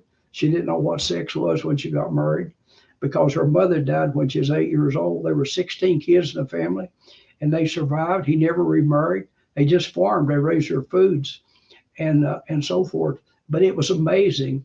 One of my uncles that I took care of his money, he never made more than $10. We had no children. When I was in banking, I invested his money, and you'll see his name in the convocation center on the wall, my uncle, because he gave him more than $500,000 and making that kind of money. But so they were givers, but they didn't see going beyond just hard work. You know, they'd never been around anyone. You know, they just thought it was hard work and go to church and help the church and help your neighbor and so forth. But I guess I read the books and I began to, I guess you might say, dream or whatever. And I can remember when we first got running water in the house. I can remember then when we got a bathroom. I started in high school when we got a bathroom, and we eat good, but I believed in hard work, and as a necessity, I learned to make money, and it just grew on me. But I also knew that we're supposed to help other people, and so when we sold the bank, I took the job as a foundation. And I told the little girl that was doing typing for me, all I had was a desk and a phone and a fax machine. That was before the internet. And I actually had the office set up in I had a dry cleaning plant, and I'd put an office in. The building was built because someday I knew I'd be selling real estate and wouldn't have to go in and out the house. And so I used it. And my partner gave me a little wooden desk, and I was in business. And the girl doing the typing said, "Don, what are you going to do with them books you're doing?" I said, "First off, I'm going to give $1 million to the college, and then we'll start from there." I asked her later if she thought I was crazy. She said, "No, you've done everything you said." But we've given them about $5 million. We've endowed 7 different scholarships. And I don't mean to boast, but last year we was recognized as Benefactor of the Year at the college at the University of Virginia in Wise, where we're located.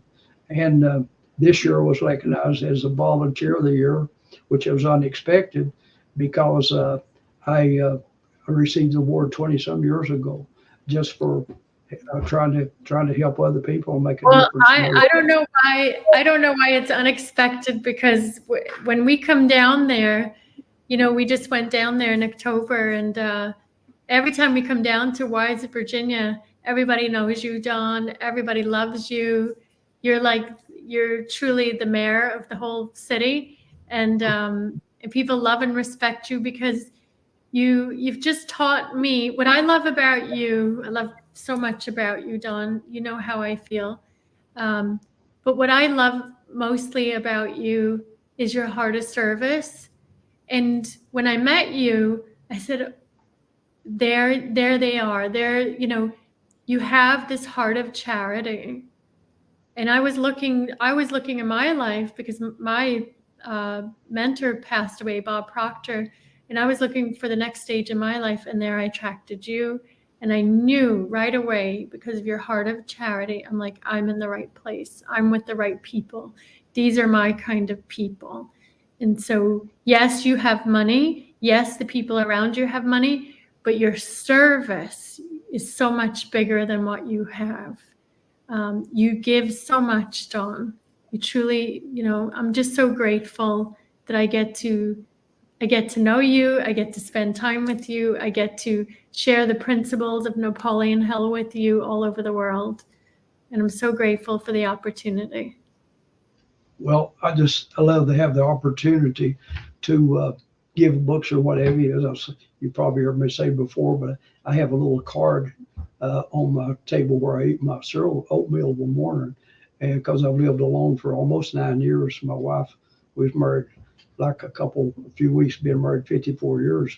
And it simply says, "God, show me someone I can help today.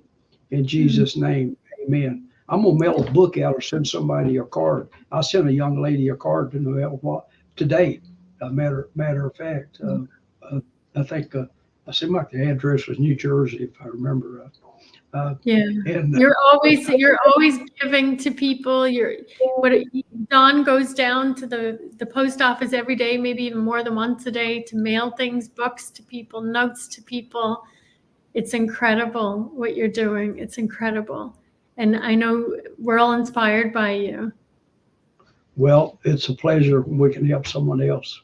I said, now I like nice clothes, and I even like jewelry, and I like a nice car, and so forth, and to travel and to eat the good foods. And me, I define those things as pleasures. And there's nothing wrong with pleasures. I think we're meant to have pleasures and enjoy life. But I think happiness is when you make a difference in someone else's life. You make someone else happy. I think that's a true definition of happiness. Because if you judge yourself by what you're accumulating, I mean, it's like, I'll get another car, I'll be happy. I'll get another house, I'll be happy. I'll get this other, I'll be happy. And there's a song Peggy Lee had out when I was growing up many years ago. She said, "Is this all there is?" And so we could be singing that to ourselves if we're just accumulating things and we're never stopped to help someone. I mean, there's so many things to without doing them without even anybody knowing anything about it. I'll tell you, and I hope it's done. Our people, but anyway, I built those 3 houses, and I knew they would film it because they're in Nicaragua, and they show them on the screens. And you've been to the church. I said, would you please not just, you can show them, but just don't mention my name. I said, I don't need no recognition. I've had plenty of recognition. It's a pleasure to do it. And my sister, she told me a few months ago, she said, "Don, I can't go nowhere." She said, "People come up and tell me you helped them," and said, "Sometimes I know them and sometimes I don't know them." Yes. Don, you're the greatest example for all of us and everybody watching today of how to be a giver, not a getter. In my opinion, that's the interpretation of reaping and sowing. If you're going to give, you will receive. So we all should focus on being more a giver, like Don Green, in the world, in our community, with our family, and we will reap what we sow. Don, I want to thank you for today. I want to thank you for your time, and we're so grateful for everything that you've done for us and that you continue to do. All right, we will see you all back here really soon. Don, I love you. Thank you so much. Love you too. And we'll see you all very soon. Thank you. Thank you. And I'm really happy to read another excerpt to you from my father's biography book that I co-wrote with Mark Victor Hansen, Reverend Ike, An Extraordinary Life. And one of the extraordinary gifts that my father expressed in the world was healing. And I chose this one because the world needs healing. And I believe that as we read this book and get an idea of some of the powerful things that he accomplished, this book can actually function as a self-improvement manual. In other words, you're not just reading about somebody. You'll be inspired to take on some of the same powers and energy and success that he was able to do, but in your own way. And so we need to be the healers in this world right now. And so I believe this excerpt will inspire you to step up to your healing power. This is from the chapter called Supernatural Miracles and Healings. There was a deep mystical essence to Reverend Ike that many people missed, particularly as he became more famous and flamboyant. Glitz and glamour aside, from his early years of ministry, it became apparent that he possessed an undeniable quality that some might call a supernatural healing ability. As he explored the phenomena more deeply, he discovered through his own work in the realm of healings that the miraculous healing abilities of Jesus and the apostles, as told in the Bible chapter of Acts, was not limited to a short time in history 2,000 years ago, but could be activated by passionate believers who recognized that with God, all things are possible. He had firsthand experience with events that defied any explanation in the natural world.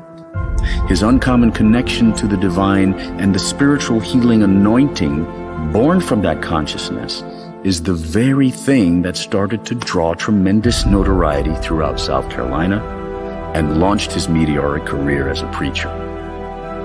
In the early days of his pastorship, it was his ability to do extraordinary supernatural healings that caught everyone's attention. He gained a reputation for healing conditions which were seemingly impossible to heal.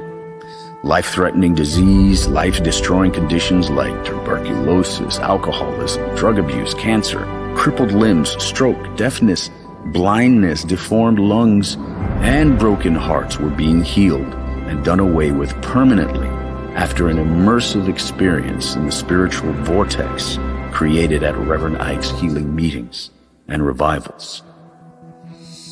His lead vocalist at the time, who he called Star Cleo, recalled those days fondly.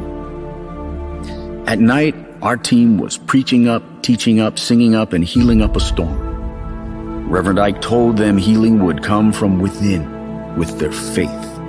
He looked into each of their eyes and seemed like he could see their soul and the healthy divine person within their sick and diseased bodies. He'd lay his hands on each person that came through the prayer and healing line. He used God power and presence to wake up the spirit in people. Individuals who'd been sitting in wheelchairs for years felt his healing touch and heard him proclaim for all, "God in you can walk." And people would get up and walk. People hobbled in on crutches, and he told them, "Drop the crutches and walk to me." And they did. He could see the God in each of them, and he expected them to exercise the power of God in them with faith. People threw away a lot of crutches, canes, and walking sticks. Reverend Ike's studies taught him that everyone latently has healing potential that God gave them. He woke them up to the presence of God's healing power and potential. Most individuals have never been asked to use their intrinsic God-given gifts of healing themselves and others. Reverend Ike got the audience to be of one collective healing mind. Together, they generated amazing life-giving vivacity using the presence of God that became a united, collective healing force. He created, cultivated, and curated an atmosphere of healing energy that everyone got swept up into, and it worked. The undeniable testimonies during each service proved it. The ministry expanded in proportion to how successful he was at convincing people they had to be part of their own healing. "Listen, it takes more than a prayer from me," he would say. "You've got to change your mind first. You've got to help me do something here. I'm praying, yes, but you've got to do something as well." He encouraged healing and asked the audience to participate in sending healing energy to every other attendee that needed and wanted it. He also asked them to accept and be open to healings if they were in need. He literally changed their mental and spiritual state of consciousness.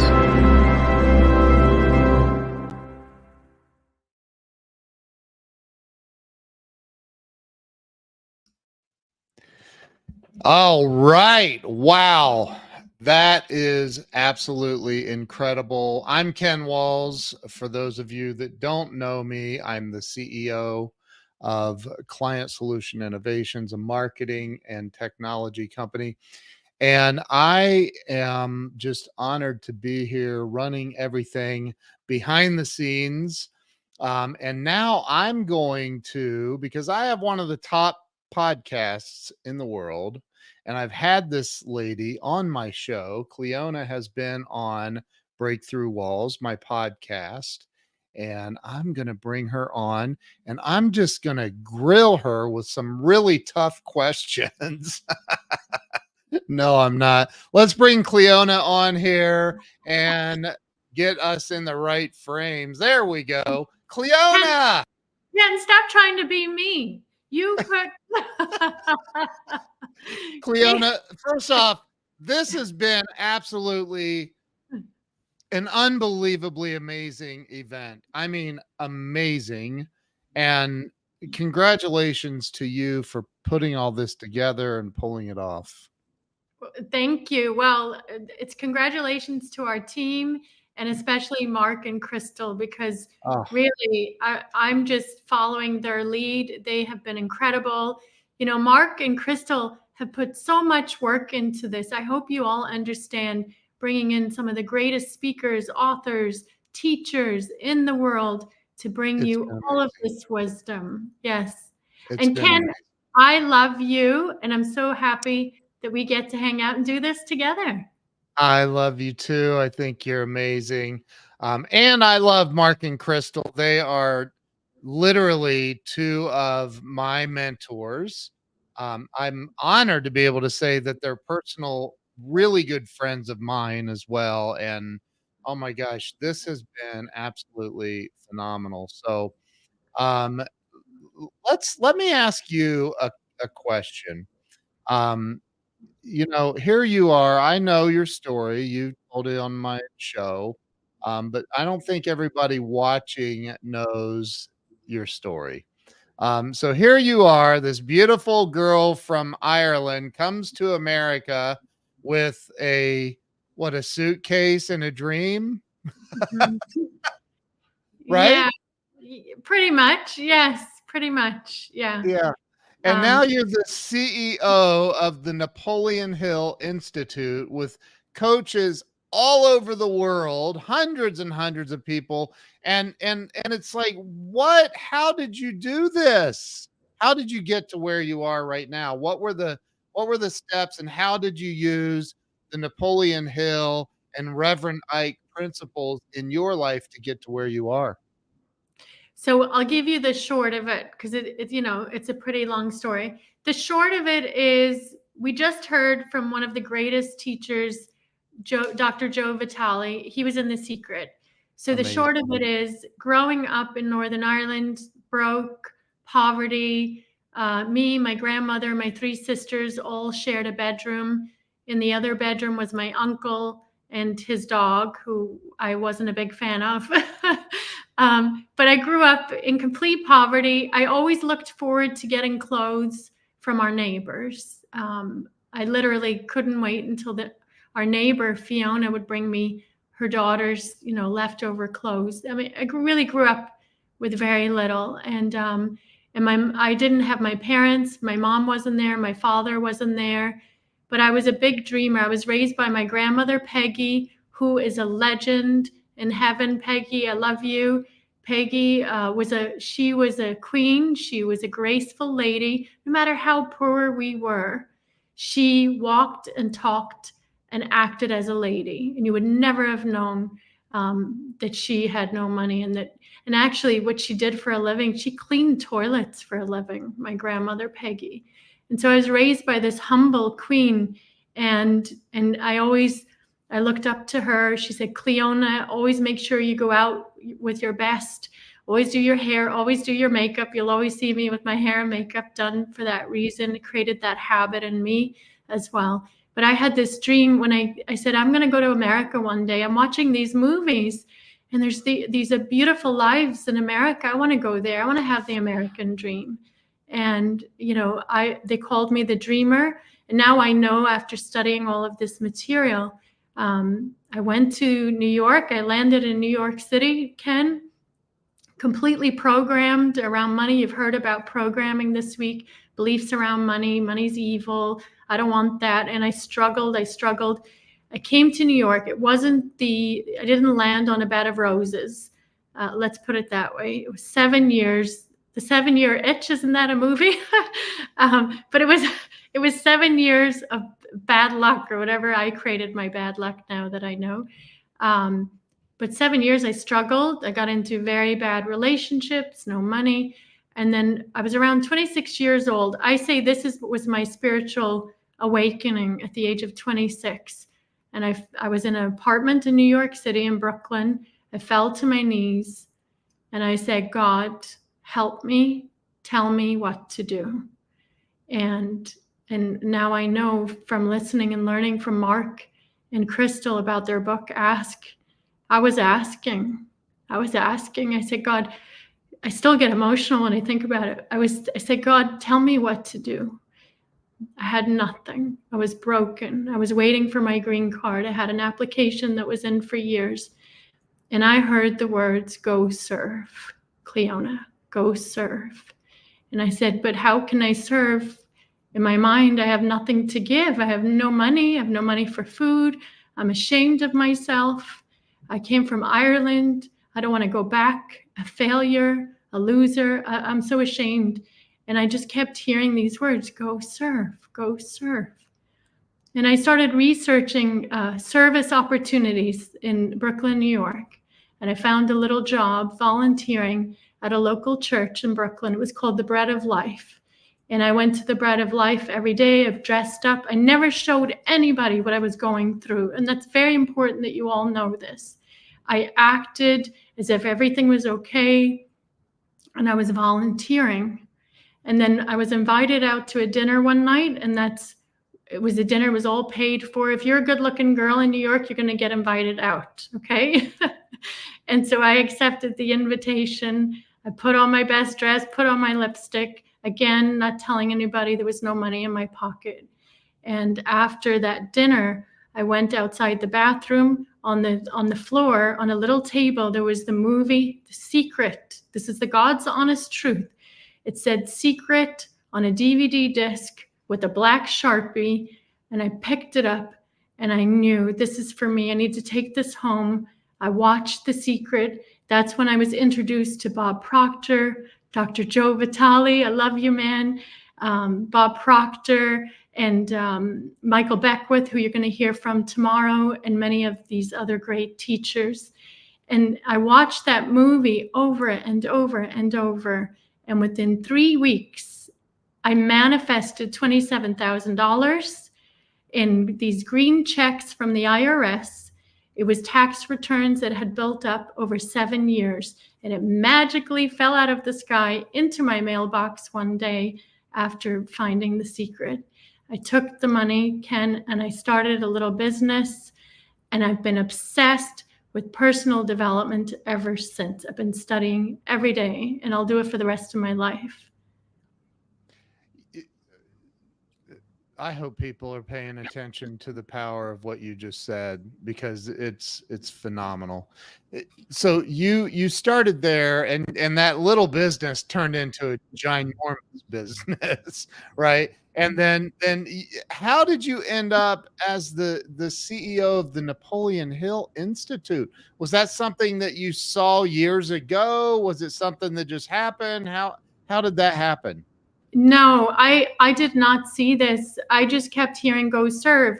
And guess what I opened? I opened a business, a customer service center.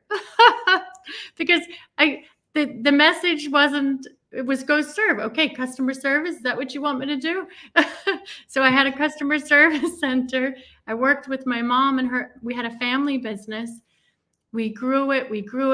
I kept doing the work, studying every day, applying the principles of Think and Grow Rich.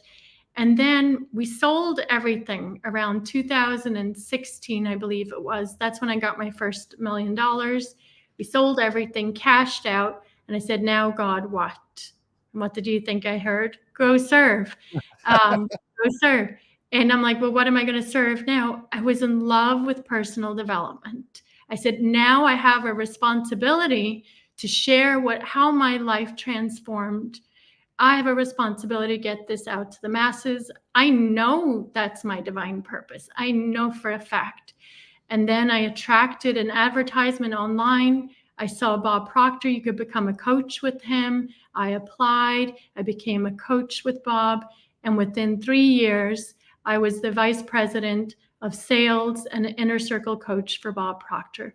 Wow. I grew in the company so fast.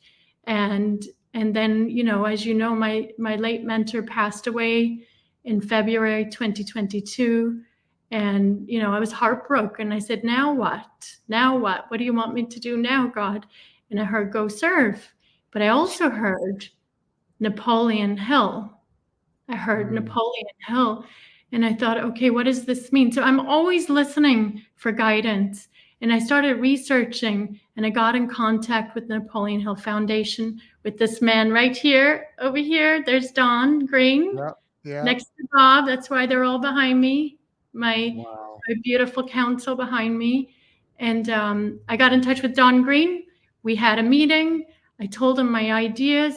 And you know what? He said, we're bringing back the Napoleon Hill Institute. And this, my friends, is an original letterhead, an original letter, not just letterhead, from Napoleon Hill. Sorry, this is actually from W. Clement Stone, who was partners with Napoleon Hill in the 50s. They created the Napoleon Hill Institute in the 50s.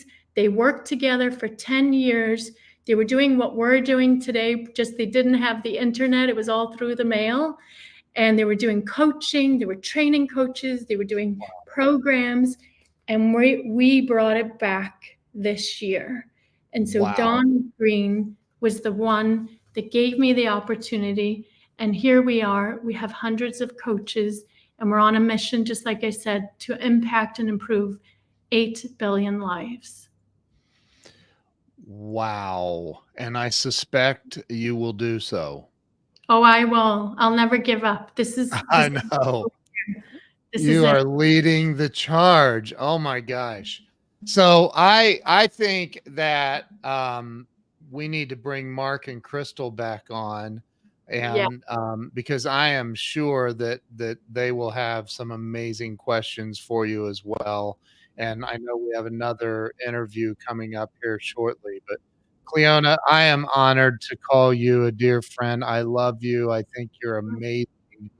And the world needs to know about who you are and what your mission is. I think it's amazing. So let's bring Mark and Crystal. I don't have a graphic for the background for all of us to be on. I'll bring them on. I'll stay on for a second, then I'm going to go away and you guys can talk. So Mark and Crystal, welcome back. I'm going to unmute you. There you go. Welcome back. What do you think of Cliona's story? It's crazy. Oh my gosh, Cliona, I'm in tears with you. Seriously, I just feel your heart so much in that story. And one of the things that really struck me is you asked and you kept asking. And when you got the answer, go serve, you just started serving. And I think sometimes people wait and they say, well, that's not the big vision. I need a bigger vision. I need something bigger. But God will take you on those steps in the right way. You really needed to start that customer service center so that you could create the value and, an asset, which you ended up creating, which ultimately you sold, but it gave you the foundation and the footing to go do your ultimate dream, which is this. So I just think that's such a powerful lesson that you just talked about. You kept following the direction. You asked, and then you listened, and you took the steps. And sometimes those steps are the interim steps. They're the steps that are leading us to our ultimate destiny. But make sure to get out there on the road, get into the journey, and don't wait, because it will lead you to the right place. Yes. Right. Absolutely. Yes. Yeah.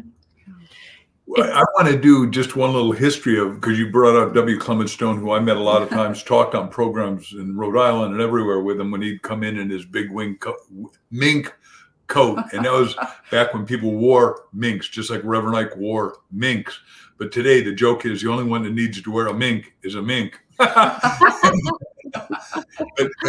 Clem Stone, as I remember it, was at a Kiwanis Club talking, and next to him was seated Napoleon Hill, and they met, they befriended each other, they mastermind instantly. And he said, look, I own this little insurance company called Combined Insurance Company. We're doing about 3 million a year. Let me pay you to train and motivate guys.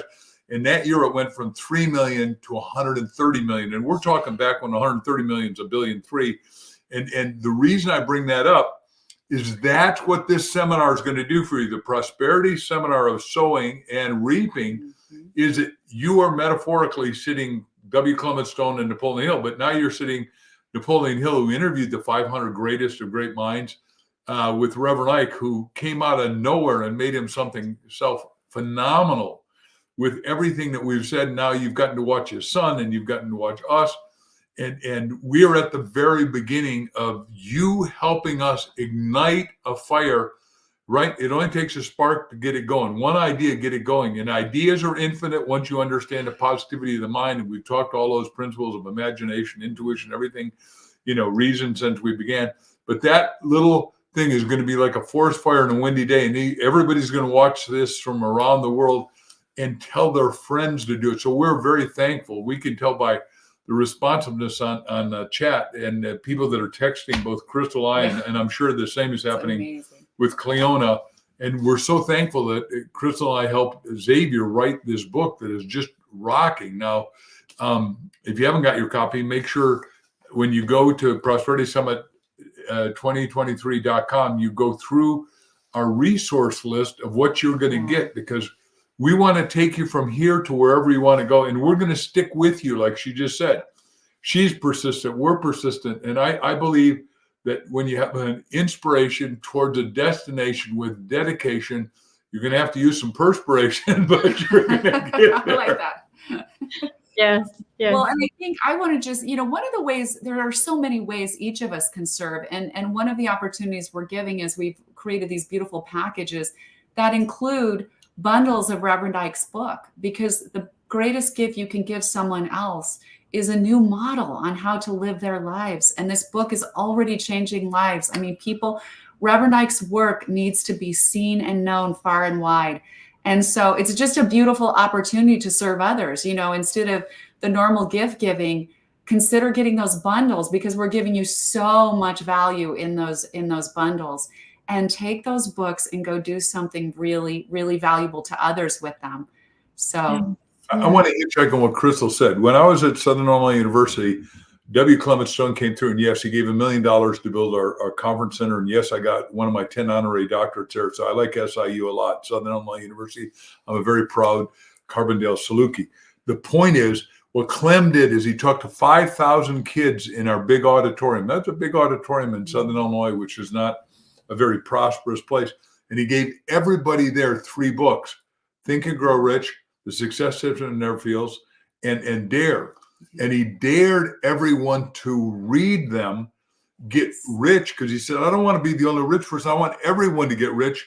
And when I turned 100, which he didn't make it there, and neither did Bob Proctor, he said he was going to be the first guy ever to have 1 million people come to his birthday because they read the book, changed their life, made it not a little better. He said, you're going to make your life infinitely better like I have, and I've got everything I want. And that's what you've heard from everyone, from Dr. Michael Beckwith, our dear friend, whomever. We say all of us can have fundamental abundance for the first time in human history, but it starts with you. It starts with read the books, like you just heard our friend Dr. Joe Vitale say. Look at what Cleona's done. Look at what we've done individually and collectively. You are in a first no limit, fully functioning, self-actualizing game in the top of Maslow's hierarchy, which you go from survival to safety all the way up to self-actualization. Notice self-actualization, but it goes to 3 higher values, It goes to wisdom, it goes to beauty and to truth. And if you want to have a life that's beautiful, full of wisdom and full of truth, then you've got to keep watching and keep listening and keep growing with us, and let us source and serve you to the highest and best, because the richest man of all time, Solomon, if you read the Bible, was worth $4 trillion.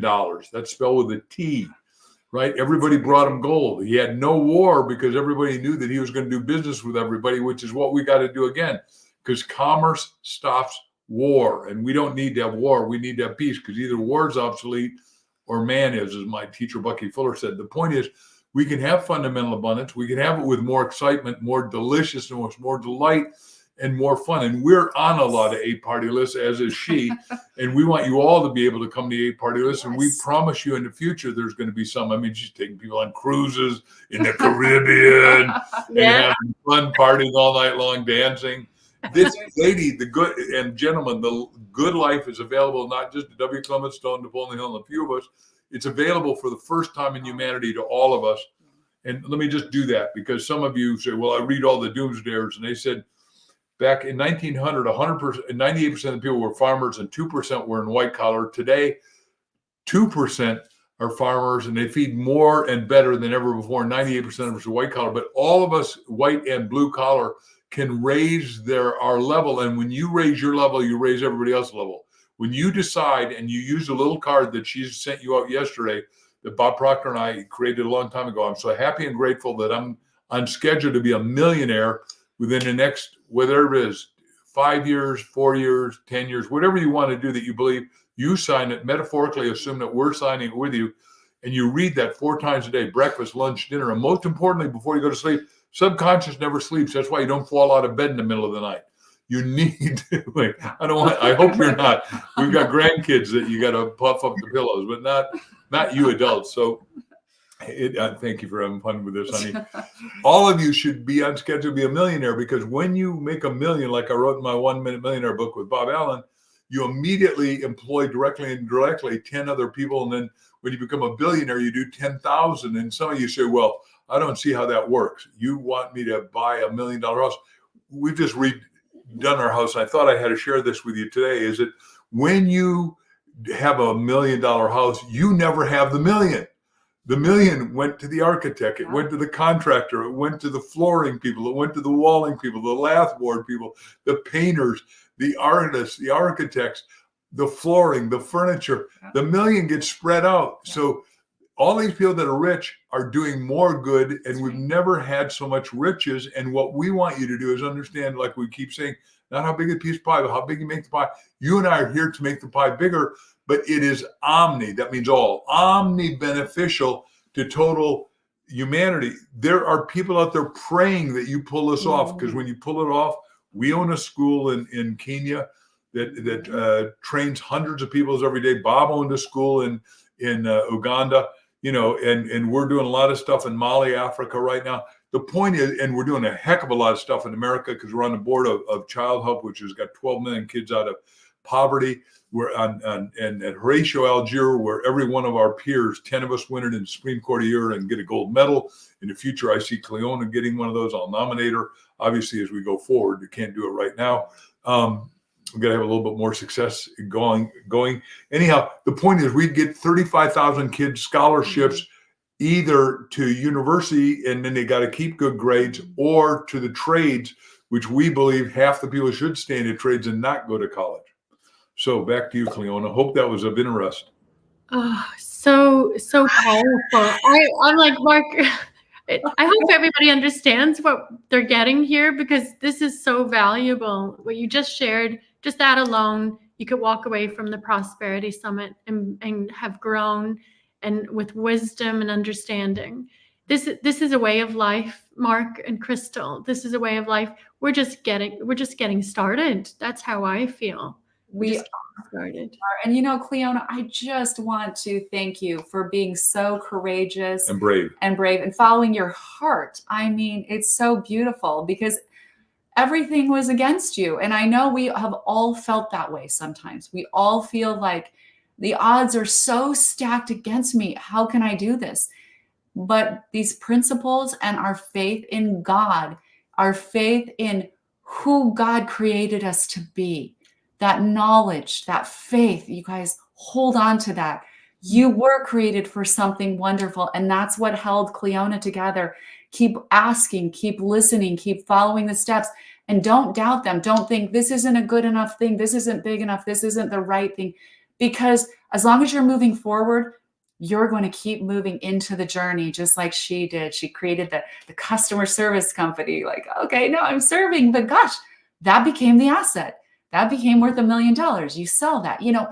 Life will unfold in these beautiful, miraculous ways if you'll trust it. Keep asking, keep following it, keep trusting it, keep surrounding yourself with positive mentors. It is truly magical. And I just want to talk about blue collar millionaires, because some of you understand blue collar gets transitioned forward if you keep learning and earning. And let me talk to that. This morning, we watched a video while we were exercising of a guy who's now worth $600 million. And what he said is, if you start with a hammer and a nail, you're a carpenter. If you start doing it with your heart, you're a craftsman. If you transition to being all that you can be, you become an artist. And what he said was, He started out and built the first house at age 18. And then the neighbor said, will you help me build a house? And then on and on and on. And he's built this enormous empire. But what he did was listen to the kind of stuff we did with Nightingale Conan. And he literally says on this tape we listened to, which I don't know this guy at all yet, although I got to call into Jerry Chapel to have me, because he said, I bought all the tapes from Earl Nightingale, from Brian Tracy, from Mark Victor Hansen.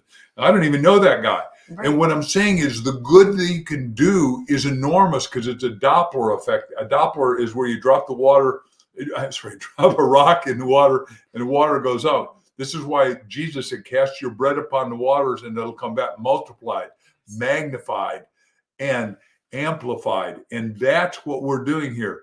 We're going to have you turn up the amplification. And tomorrow I will be talking about how you're going to make an exponential impact, not linear 1, 2, 3, 4, but 2, 4, 8, 16, 32, amazing. Because 30 evolutions of money, $1 becomes $1 billion. And most people have never heard of, I can make an exponential impact. You are intrinsically exponential. You are right now living, all of you adults have 100 trillion cells. You have 72 heartbeats basically a minute. That's 27 million heartbeats a year. You are exponential. And not only in your body, but your mind and your soul. And what we're going to do is take off the blinders. And that's what this whole 4 days is dedicated to sweeping you up into the mastering your full potential. And Crystal got one more idea to add. Speaking of money, you're about to hear from the queen of money right now, Lynette Zang. She's an extraordinary woman. You will love her story. Her story is absolutely captivating. She was abandoned and betrayed and left with 3 kids. And I'll just let her take it from there, because now she has become a master of money. And I mean gold and silver. You're going to love Lynette Zang.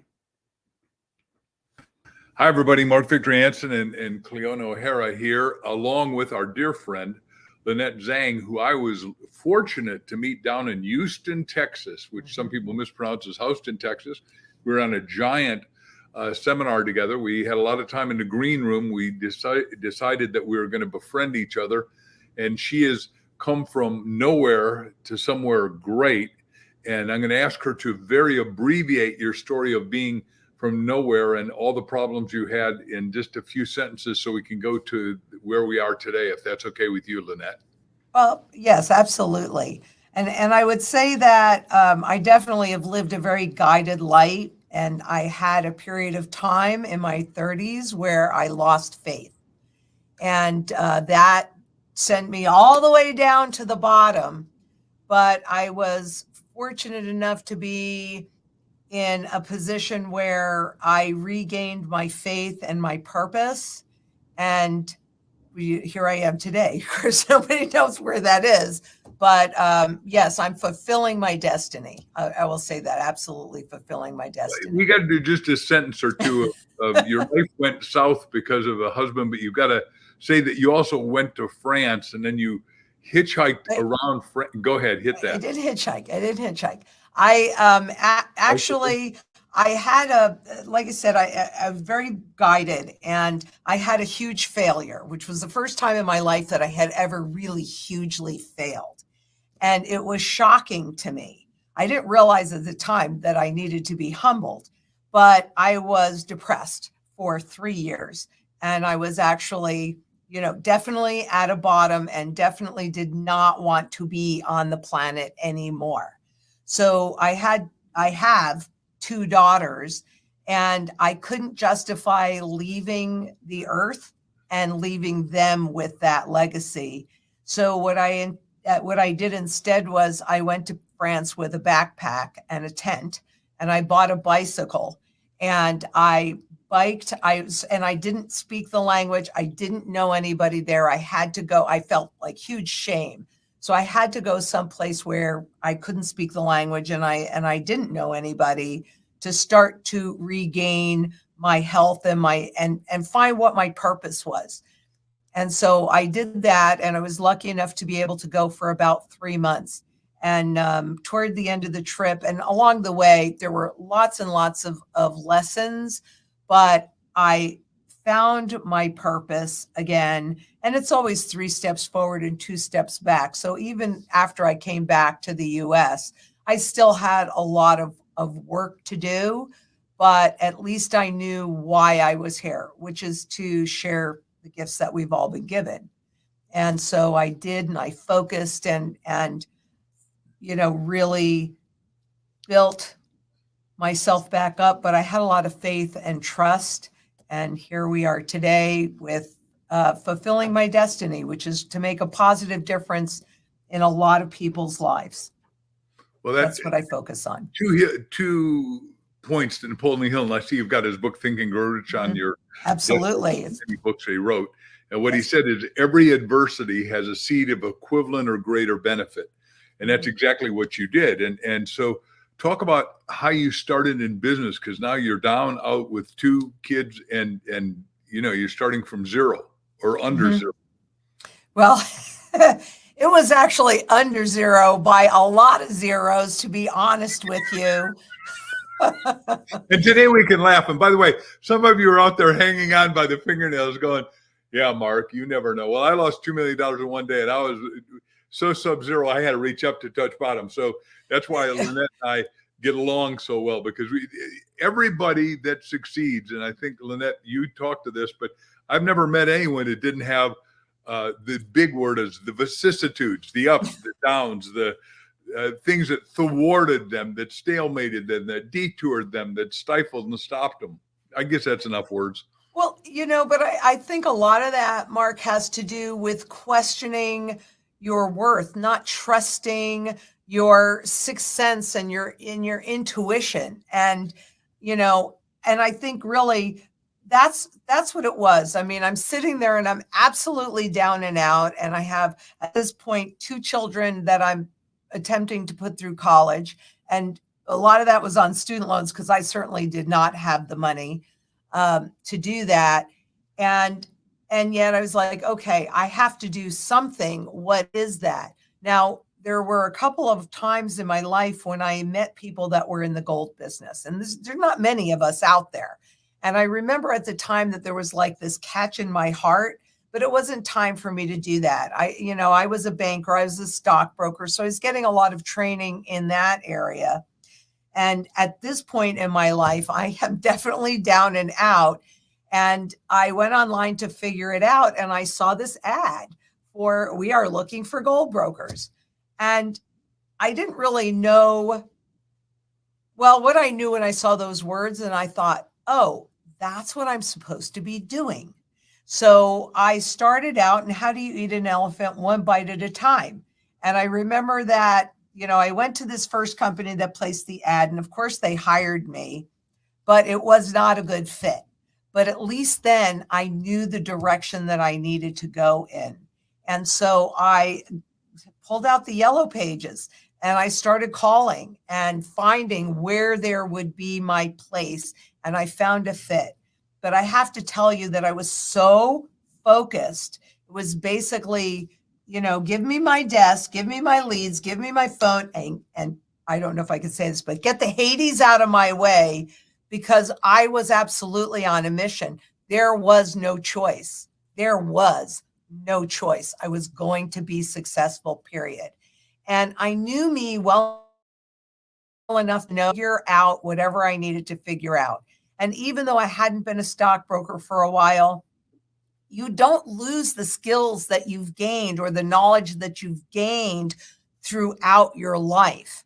And so I just drew on that and started to, make money and pay my bills and get out of debt and start to pull my way up. What I didn't realize at the time was, like I said, I really have always had a lot of faith, and I've lived a very guided life. And I kind of gave that up. Honestly, I thought, well, no, that was just my imagination. And now I've got to do whatever. And so I started working, and I started doing what I knew how to do, which were building systems, building strategies, working with people. And I understood the markets because of all of my training. And I started to try to translate financial noise into understandable language, because having been in that industry for a number of years as a banker and as a stockbroker, I did understand the language, and I was a technician. So I actually understood what most people don't, and I could see what was coming because I had studied currencies since 1987.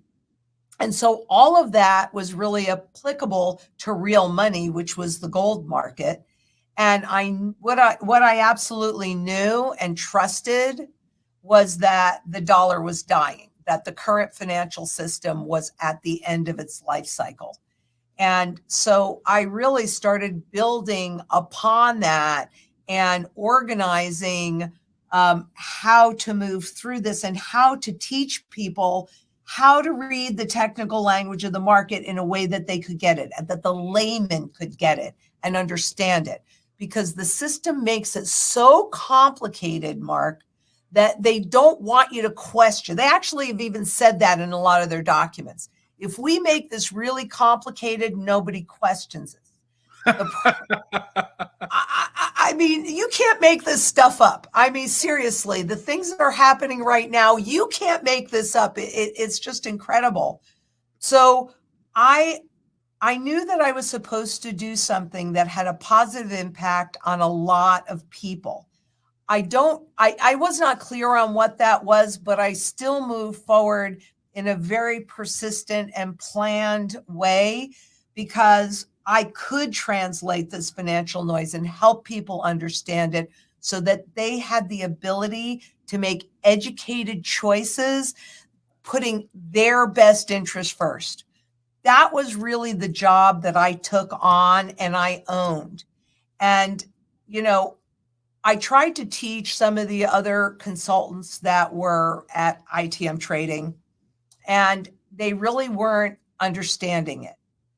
And so one day, one of the consultants came to me and said, just write it down. Just write it down. That's my due diligence. And quite honestly, it really annoyed me because this is something that I had been working on at that point for probably about 13 years, the plan, the focus, how to do it, etc. But I said, okay, fine. And the next morning I woke up and I started writing it down. And as soon as I started writing it down, to be honest with you, I became obsessed with writing it down. And I get to go to sleep early and I wake up early, but I couldn't stop writing until like 11 or 12 o'clock till I couldn't see anymore. And so I went to sleep, and the next morning I woke up at like 4 because that's my normal time to wake up. And I started again. But I do have a policy with my children, and that is if they ask me to do something, I always take 3 deep breaths because I'm always busy, and I just say yes. And so I had agreed to have lunch with them that Sunday. I didn't really want to stop writing, but since I had agreed to have lunch with them, you know, I went in to get ready to meet them. And what came to me was that this is what I had been prepared for. So I had to be at a bottom because I needed to be humbled so that I was open to understanding what my destiny was. And now I am, you know, living that destiny. And I have learned over all this time to trust what I know to be true because I have all of this training. And I see a lot of people, they don't trust themselves. You know, I had some very specialized knowledge. I have studied currency life cycles since 1987. I don't really know anybody else that has done that. Now, I'm sure there are people out there that have done that. But, you know, I took it upon myself to understand this because I was talking to people about it. So you're a master maestro of it, and it shows all the Hill's principles. Number one, you had a white hot burning desire to succeed. Number two, you had a destination, and it was not only was it in writing, but you started to write it so it could help the whole industry. And then number three, is you have this lifelong, eclectic, specialized knowledge that, like you said, almost nobody has it, or if anyone does have it, we don't know anyone who's got more of it than you. And that's why I asked you to do this, because you are the epitome of applying the 13 principles in Think and Grow Rich. Yes. You know, and the one we haven't talked about is auto-suggestion, where you kept telling yourself, I'm going to do this, I'm going to do this, I'm going to do this, in spite of the fact that you are not only below zero, but a lot of zeros below zero. A lot of zeros below zero. Yep. And there are a lot of people, I know I'm not supposed to laugh at that right now, but every one of you is going to get to laugh at your trauma, travail, and pain and all those struggles, because the struggles actually are here to help you do just what you said, which is find your destiny. Because what we're teaching during this is that everybody, as you know, Crystal and I wrote the book Ask, has a destiny code. Yep. And it's usually the problems that have you roll up your sleeves, put on work clothes, and then go find out what it is. Yep, exactly. And, you know, along the way too, you'll meet the right people that can help guide you and show you what that is. But I really feel that we have to be open to it, and we have to have that faith. Right. Faith is one of the 13 principles. So talk about, what is the biggest struggle you had to overcome at that time? You're broke, you're upside down, you've got 2 kids, no husband, and you're struggling at the max. It was the biggest thing to overcome was probably, well, I'll tell you, when I was down, the absolute biggest struggle was the shame that I felt in failure. Absolutely. Shame. And how do you overcome it? God, how do you eat an elephant? One bite at a time. It was, the way that I overcame it was by going someplace where I mean, up until that point, I was like an eagle eye. If I saw anybody that I knew, I went in a different direction, right? So I'm not kidding. Them. What? You were avoiding them. Yes. I was constantly looking over my shoulder, in front of me, around me. If I saw anybody that I knew, I was turning the corner. I was avoiding them like the plague. That's why I went to France, because I didn't know anybody there, and I didn't even speak the language, which means that nobody could have any expectations of me. And I didn't have, it was the first time in my life that I didn't have to be responsible for anybody but me. My children were with their father, so I knew that they were taken care of. I didn't go with money, so I had a little bit, in the beginning, but that ran out, wasn't that much. And I was eating what I found along the side of the road. So, raspberries, mostly apples. And then my favorite were the wild strawberries. But I mean, honestly, Mark, there were so many stories from that period of time. One of the first ones, I had this backpack. And in this backpack, I had all this stuff that I thought that I needed, like bathing suits. And, I had a headlamp, and that was handy for reading in the middle of the night when it was raining and the tent was kind of closing in on me. But the backpack was so heavy, and all these books, the backpack was so heavy. So I flew it to Paris, and the next morning I took a train to Lyon, and that's where I bought a boy's bike, because I figured if I parked it outside of my tent, that nobody would know whether it was a male or a female in the tent. So it was a little layer of security, because I was by myself. And off I go. Well, I'm carrying this backpack, and it's so heavy that, I was going through this bower of trees. It was absolutely lovely. And I had this book on the back of my bike, something like A Bicycle Trip Through France, or, something fluffy like that. And the book fell off the back of my bike. So I stopped and I turned around to see where the book fell. And the backpack was so heavy, bam, I go right down on the ground like a turtle on its shell, right? Because of this backpack. And I couldn't get up because the backpack was so heavy. So I take the backpack off, and you know how when you push your arm down and you keep it down and then you let go, it feels like your arm is floating. It felt like my whole body was just floating up. So, all right, I put the backpack on, I get the book, and, and off I go. And it was like maybe the next day, I go to set up camp, and I found the most beautiful park. It was just breathtakingly beautiful. And I thought, oh, this is a great place to camp.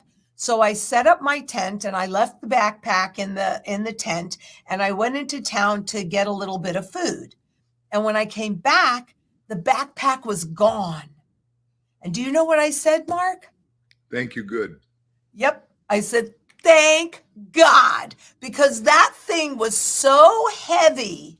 Now, of course, I had my money, the little bit that I had, and my plane tickets and my passport with me at all times. I certainly didn't leave that there. So I went back into town and bought a change of clothing. So now I had 2 changes of clothing. I had bungee cords. I had my tent. And lighter. What a gift.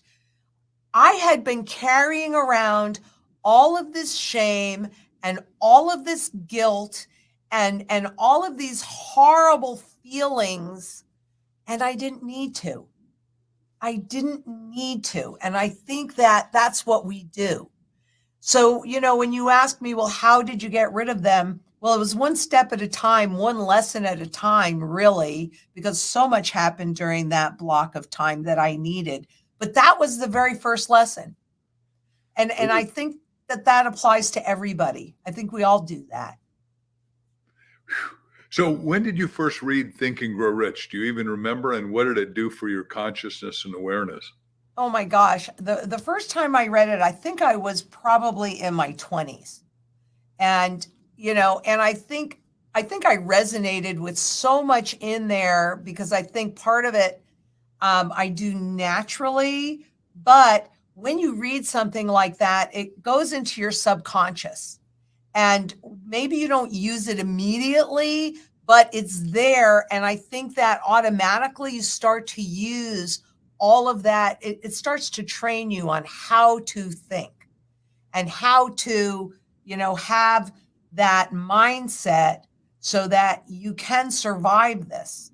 Because you made it such a good point, Mark, that everybody is going through this, and it's the adversity that really forges you in fire. And I was there to find out what my purpose was, because you can know all of those things, but if you don't know why you're on this planet, you miss it. Exactly. And you lose faith. And that was probably, it was the shame and the guilt, but it was really that loss of faith in myself and in a higher being that was the most devastating to me, I think, honestly. And along the way on that trip, there were a lot of lessons.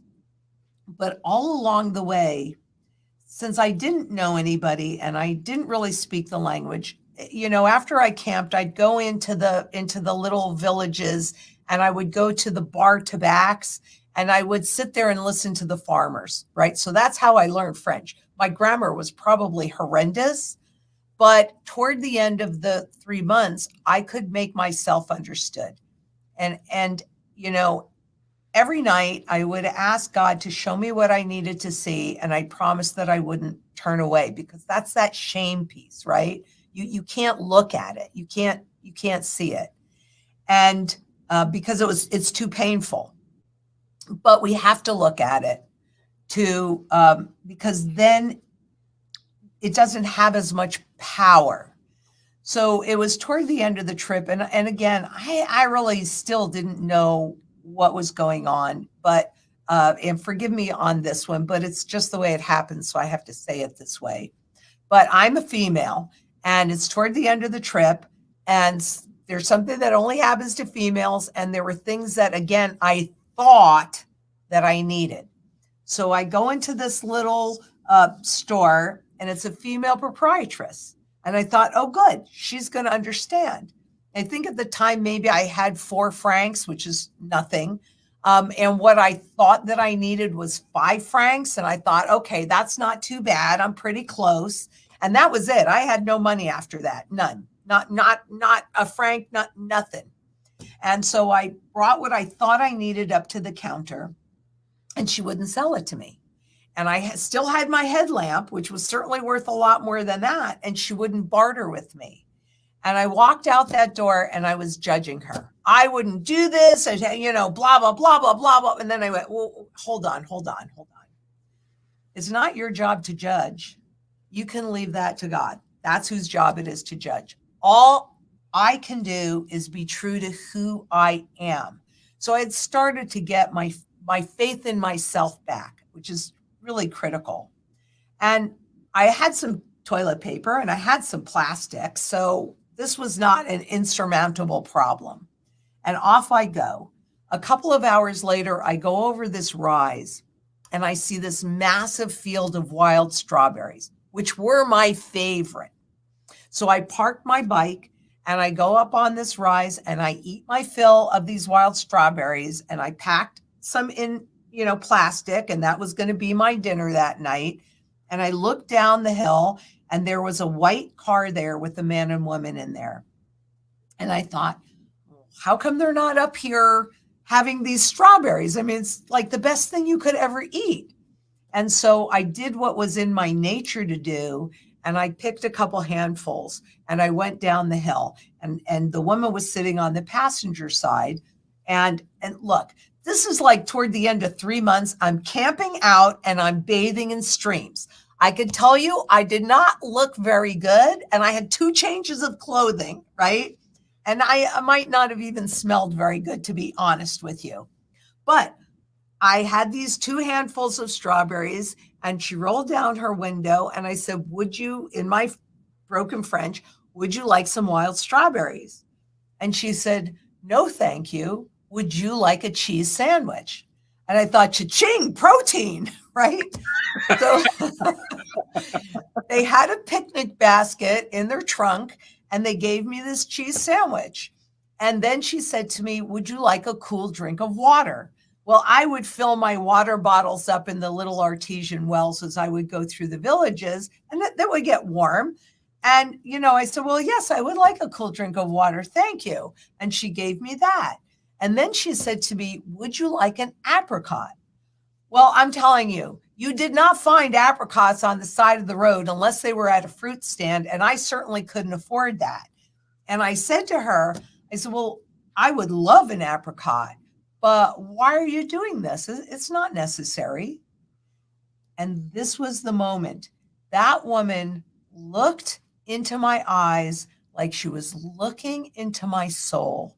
And she said to me, you wanted to share what you have with us. We want to share what we have with you. That's perfect chicken soup story. And it's I'm telling you, that was the moment when I realized that, frankly, all of us are here to share the gifts that we have been given. And yes, it is a perfect chicken soup story. Absolutely. And it changed my life. And that was my purpose, right? Now I got more specific later on, but now I knew why I was here. And frankly, I think that's why everybody's here. That's right. What Napoleon Hill said, it's always going to be the quantity of service and the quality of service with a positive mental attitude, which you had, which equals your compensation, which he said would be unlimited. 3 more questions, if you would. Sure. I would be remiss if I didn't do this. I know it's way aside to where we're supposed to be, but you've been very kind to invite, the goddess of exquisiteness, my wife and I, to your house. She is exquisite. In Phoenix. And you got to tell them what the corner house is. And while you've arrived and you are a master, and you get to say what you do in gold and silver in just a second. First of all, tell about this house where you grow everything and have your only, I think the word is an apiariist up on the roof when you took us there. You 3 bee colonies. It just to make sure that you pollinate all your own plants. And you get a couple of helpers helping you, and you grow your own fish, and not only do you do hydroponics and aquaponics, but aeroponics. It just, please, if you would, vamp on for a few paragraphs. Well, okay, because I've studied currency life cycles and because I'm quite clear on where we are in this current iteration, which is at the end, I also know that the biggest challenge for most people is food. I was actually, at that point, I was actually living in a little 2-bedroom condo, getting ready to retire. I was going to go places, live for like 3 months, study the food, study the art, and just have a nice retirement life. I had, accomplished all of that. And then 2008 happened. And 100% I knew, Mark, that was the death of the current system.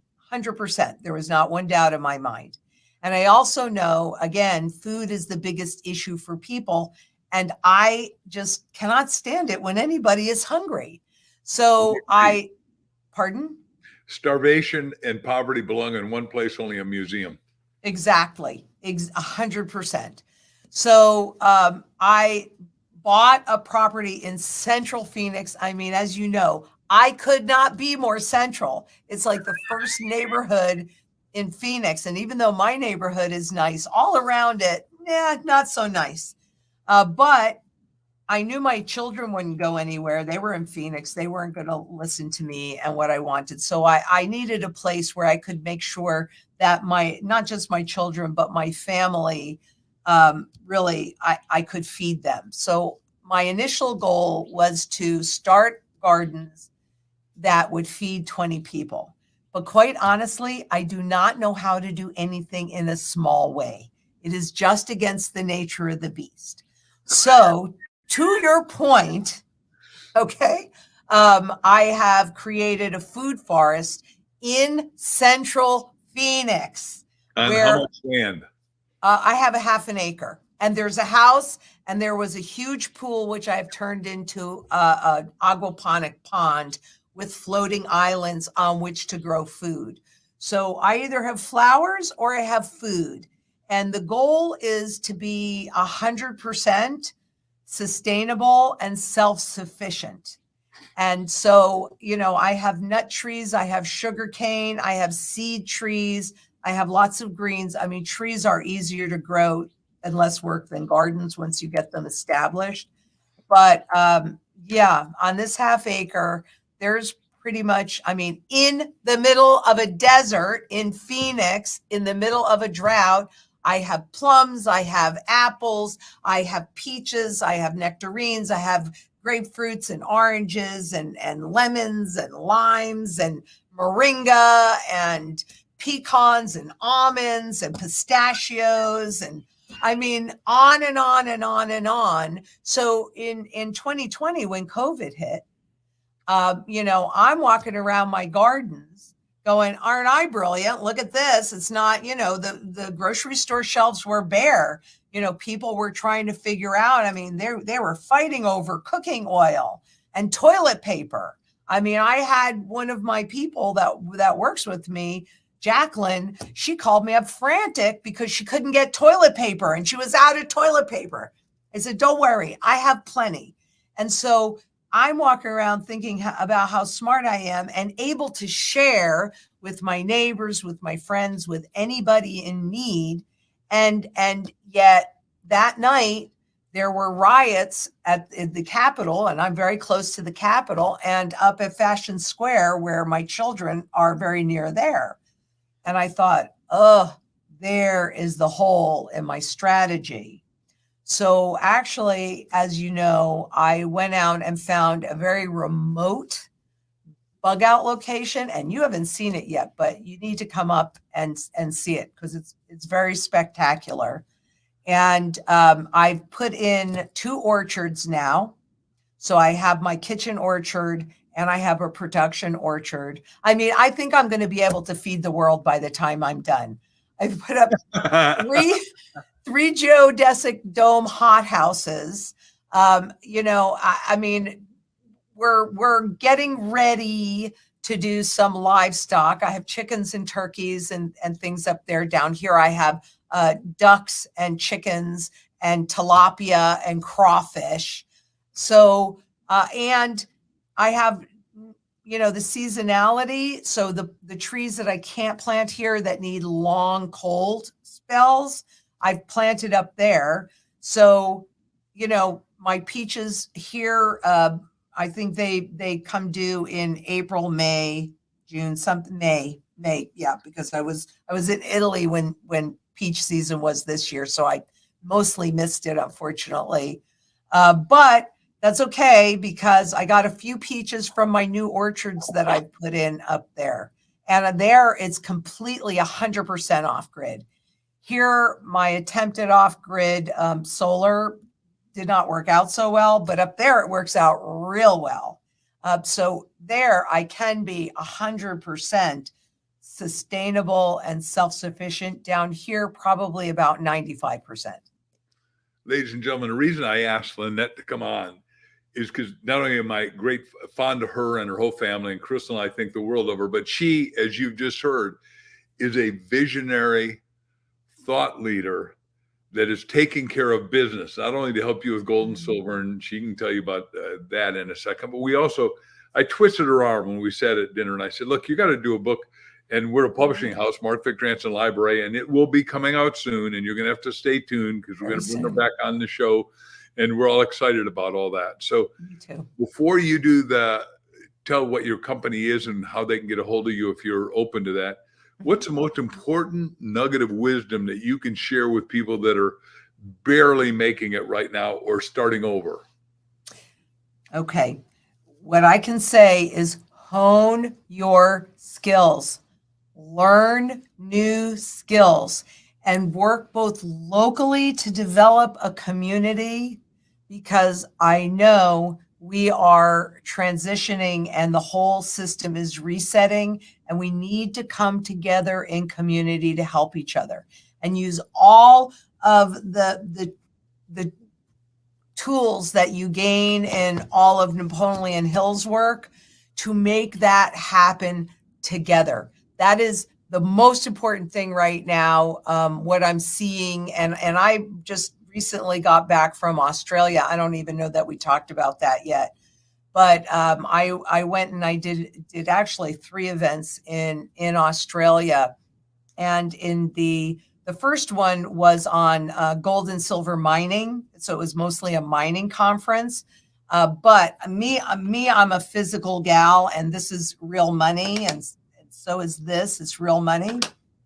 And the other 2 events were an evening with me, which, okay, that was fine. But they came from all over to sit and talk to me. And I had put all these great materials together for these 2 events. And I got up to the podium and I said, you know what? They can go online and they can get what I'm doing here and what I put together. They can already get that. And these, of course, are people that have followed me for however long they've followed my work. And so I threw it all out. I just threw it all out.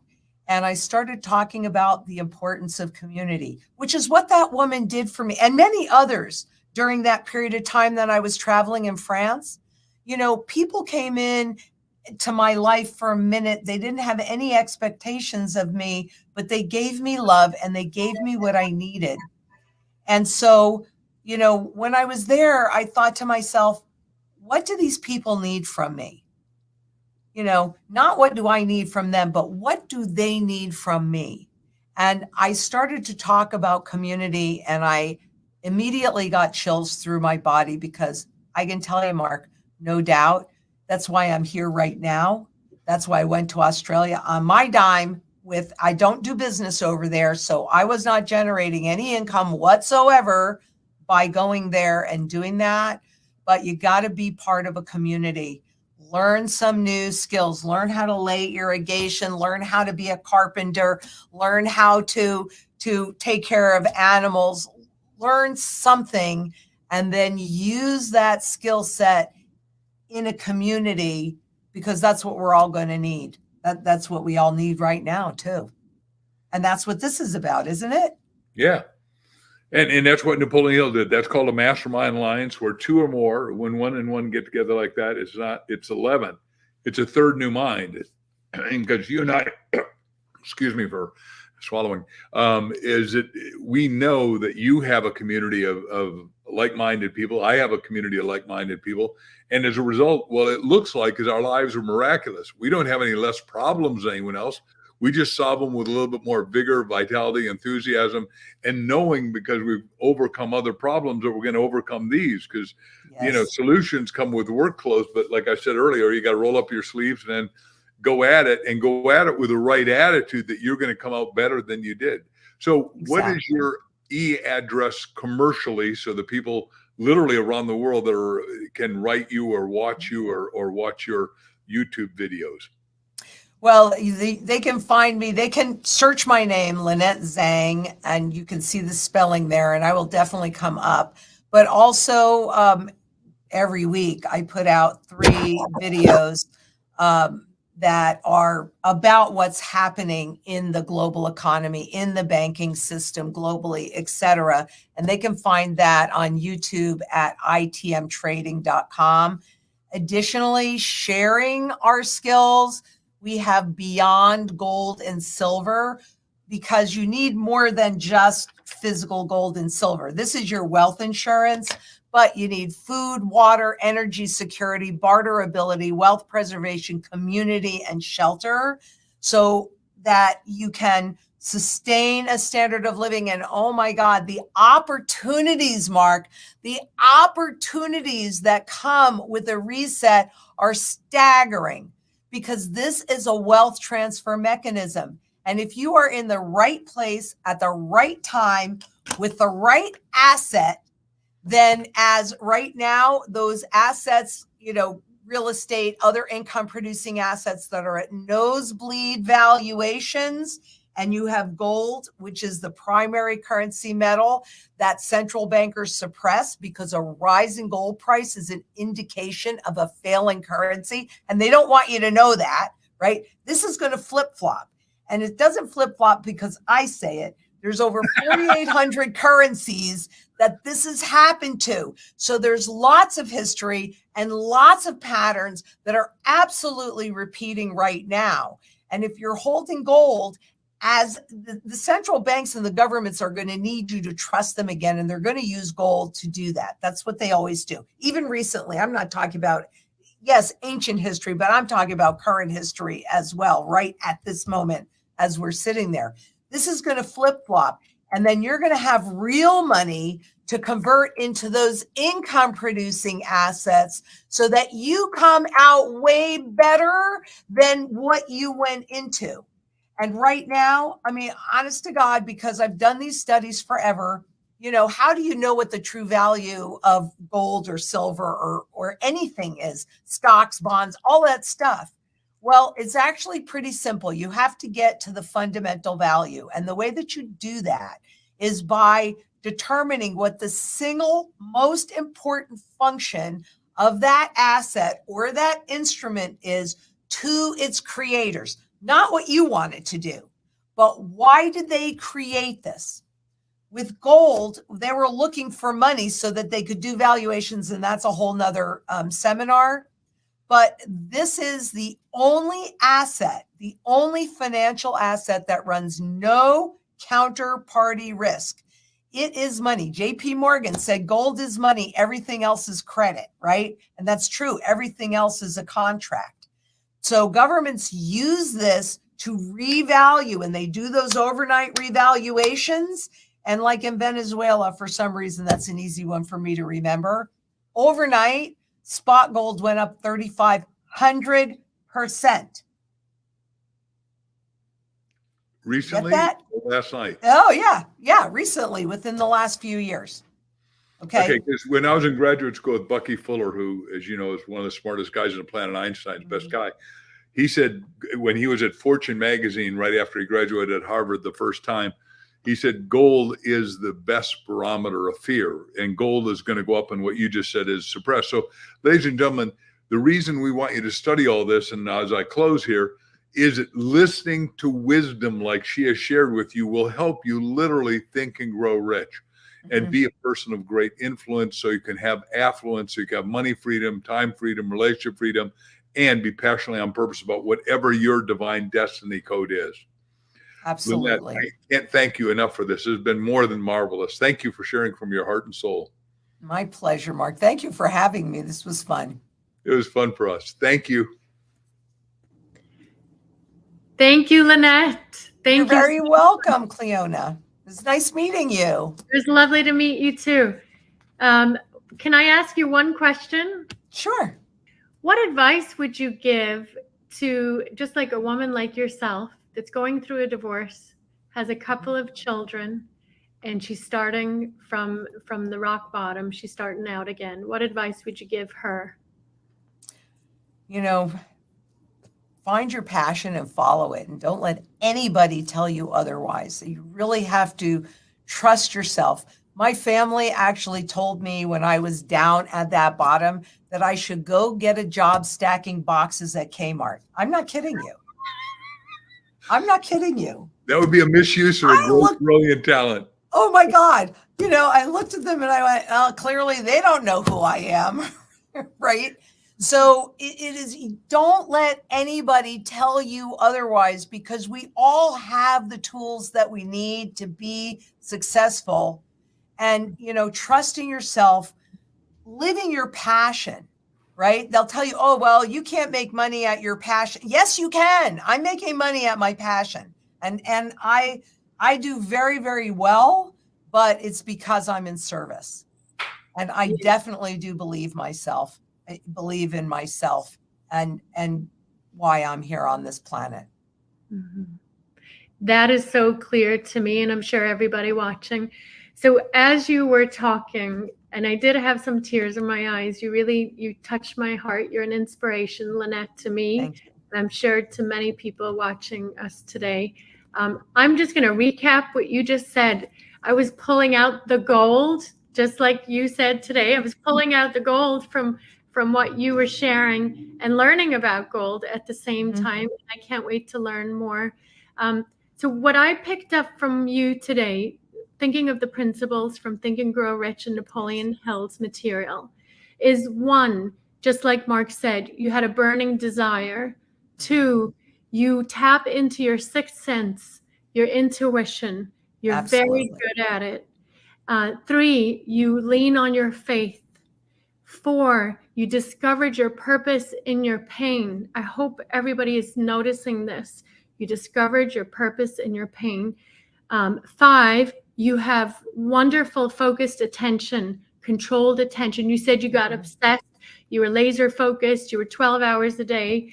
These are all the principles that Napoleon taught us, and you are a living and breathing example of these principles. So I just want to thank you for inspiring me. I want to thank you for inspiring everybody today on this show. Thank you. Oh, my pleasure. I am here to be of service. Absolutely. And we hope to see you again soon. Thank you, Lynette, and thank you, Mark. Delighted.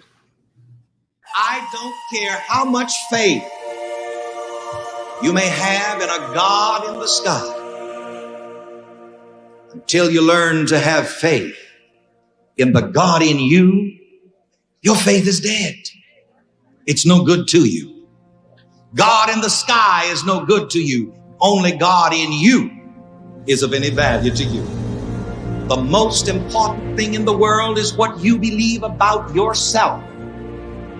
That's the most important thing. Your entire experience is fabricated out of what you believe about yourself. And mind you, I always have to point this out. It is not important what other people believe about you. It's only important what you believe about yourself. And you see, you have to be the kind of person that you can believe in. You have to be honest with yourself. You have to be truthful with yourself. You have to be decent within yourself. And then you can believe in yourself.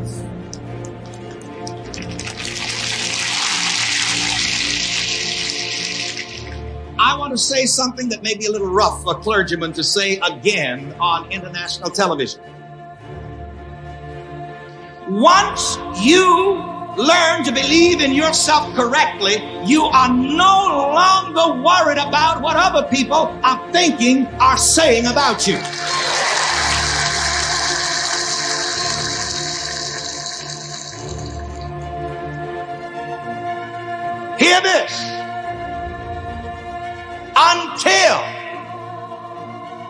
you learn to believe in yourself regardless of what other people say or think, you're not going to get very far. As a matter of fact, you have got to come to that point in your experience where you know that your nose is clean, your business is straight, and you don't give a damn about what other people think about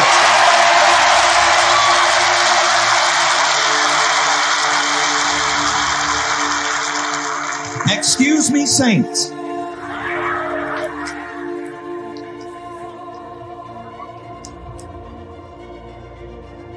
Now, someone may be asking, well, Reverend Ike, how do I believe in myself?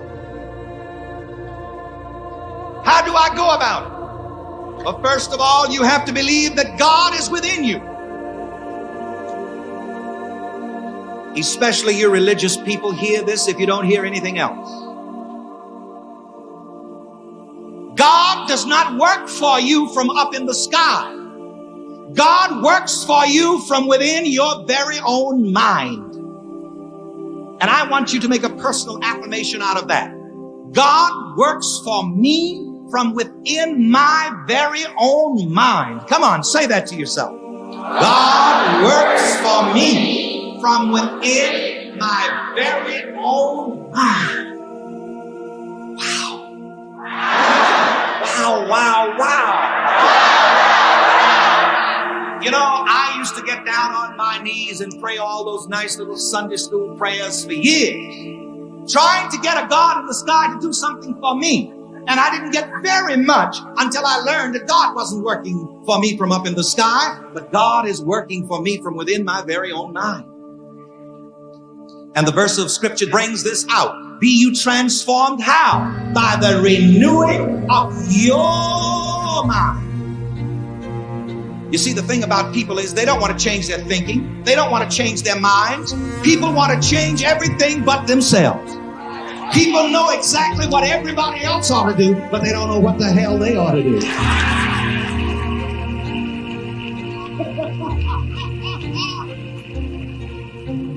But you see, when you get into your own mind and you get a hold on yourself, then God, the mastermind in you, will lead you and guide you and tell you what to do. You know, people even know how to even know what God ought to do. People try to tell God what to do. Well, God changed this person, changed that person. God changed this, that, and the other. But they don't want to change their negative thinking. But you must be transformed, as the Bible says. How? By the renewing of your mind. Hear this, please. Everywhere the Bible says believe, it means believe in yourself. It means believe in the presence of God in you. It means believe in the power of God in you. When the Bible says believe in the Son of God, that's you. It means believe in yourself.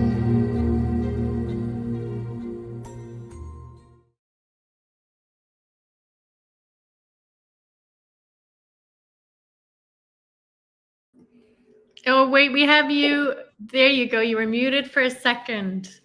Who'd believe that me at 26 years old, a young, I still had hair, kid that's despondent, distraught, disconsolate, and suicidal could go into a church like that, have that guy, like he just said, transform my mind, my being, my soul. And ultimately, I would get to co-author the book with my wife and Xavier called Reverend Ike. I mean, there's no way I could see that. There's no way at that juncture I could see that someday I'd do that with the most fireful evangelist of our time. As you just saw him down in the Atlanta Dome with 20 or 30,000 people packed, every seat sold out and overflows outside hoping to get in. Just amazing. And then who'd ever believe a guy that was in remedial reading from first grade to sixth grade will become world's best-selling author? You can't see that until you change your mind, until you study this stuff, and you've got to come on board with us and decide in favor of yourself. Look at the packages, the special holiday packages we've created just for you. I'd like to read a quote from Reverend Ike that I think everyone will find interesting. I see God multiplying back to me all of the money that I use, give, or circulate in any way in a never-ending cycle of increase and enjoyment. Now, I personally love that quote because it's one of the things that has changed my life with Reverend Ike's work more than anything. I think we all find ourselves sometimes, and I know you can relate to this, Cliona, where, you know, you get an unexpected bill. For example, my BMW needed to go into the shop. I just got a call and they told me that it's going to cost 3 times more than what they told me at first. But I've learned with Reverend Ike, you know, I used to, why is this costing so much, right? Oh, I can't believe this is so expensive. And when you do that, you're cursing your own money flow. So what Reverend Ike taught was when you spend money on anything, when you tip the waiter, when you go out to dinner, when you get a bill that's more expensive than you thought, bless that money, because you're blessing that money into circulation. That money isn't stopping at the point you gave it, right? It is going to keep flowing forward, blessing lives, blessing the next life, blessing the next life. And when you accept that flow, when you accept that divine flow of money and you don't stop it in yourself by saying, oh, I can't afford that. I can't do this. I don't want to, I'm not worth that. I can't spend that on myself, right? You stop the flow and you get into the fear of money instead of the flow of money. And it's just such a beautiful distinction to bless your money forward and know that your money is flowing and circulating no matter where you put it. It never stops. Yeah. And it comes back multiplied, magnetized, and amplified in circulation. He used to say, don't spend money, circulate money. Yeah. So you know it's a never-ending cycle of circulation. Cliona.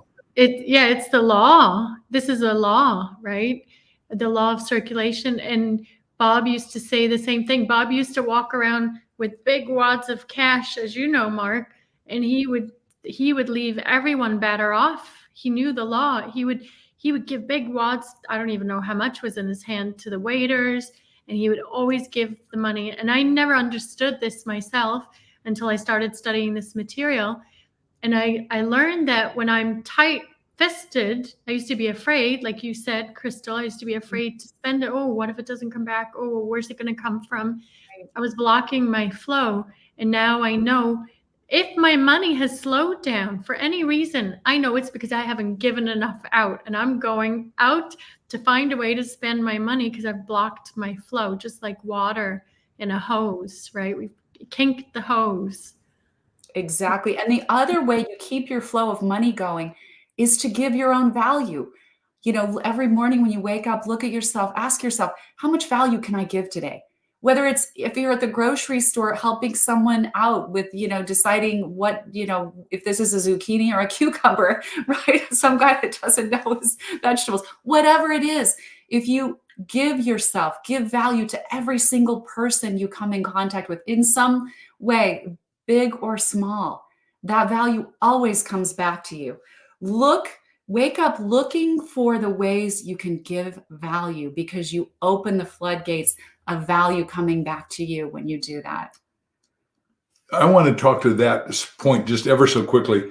The guy that helped get me going in speaking is Chip Collins. I talk about him in my book, so I won't talk about him much here. But when Chip was down and out, he'd been the #1 salesman at Kodak.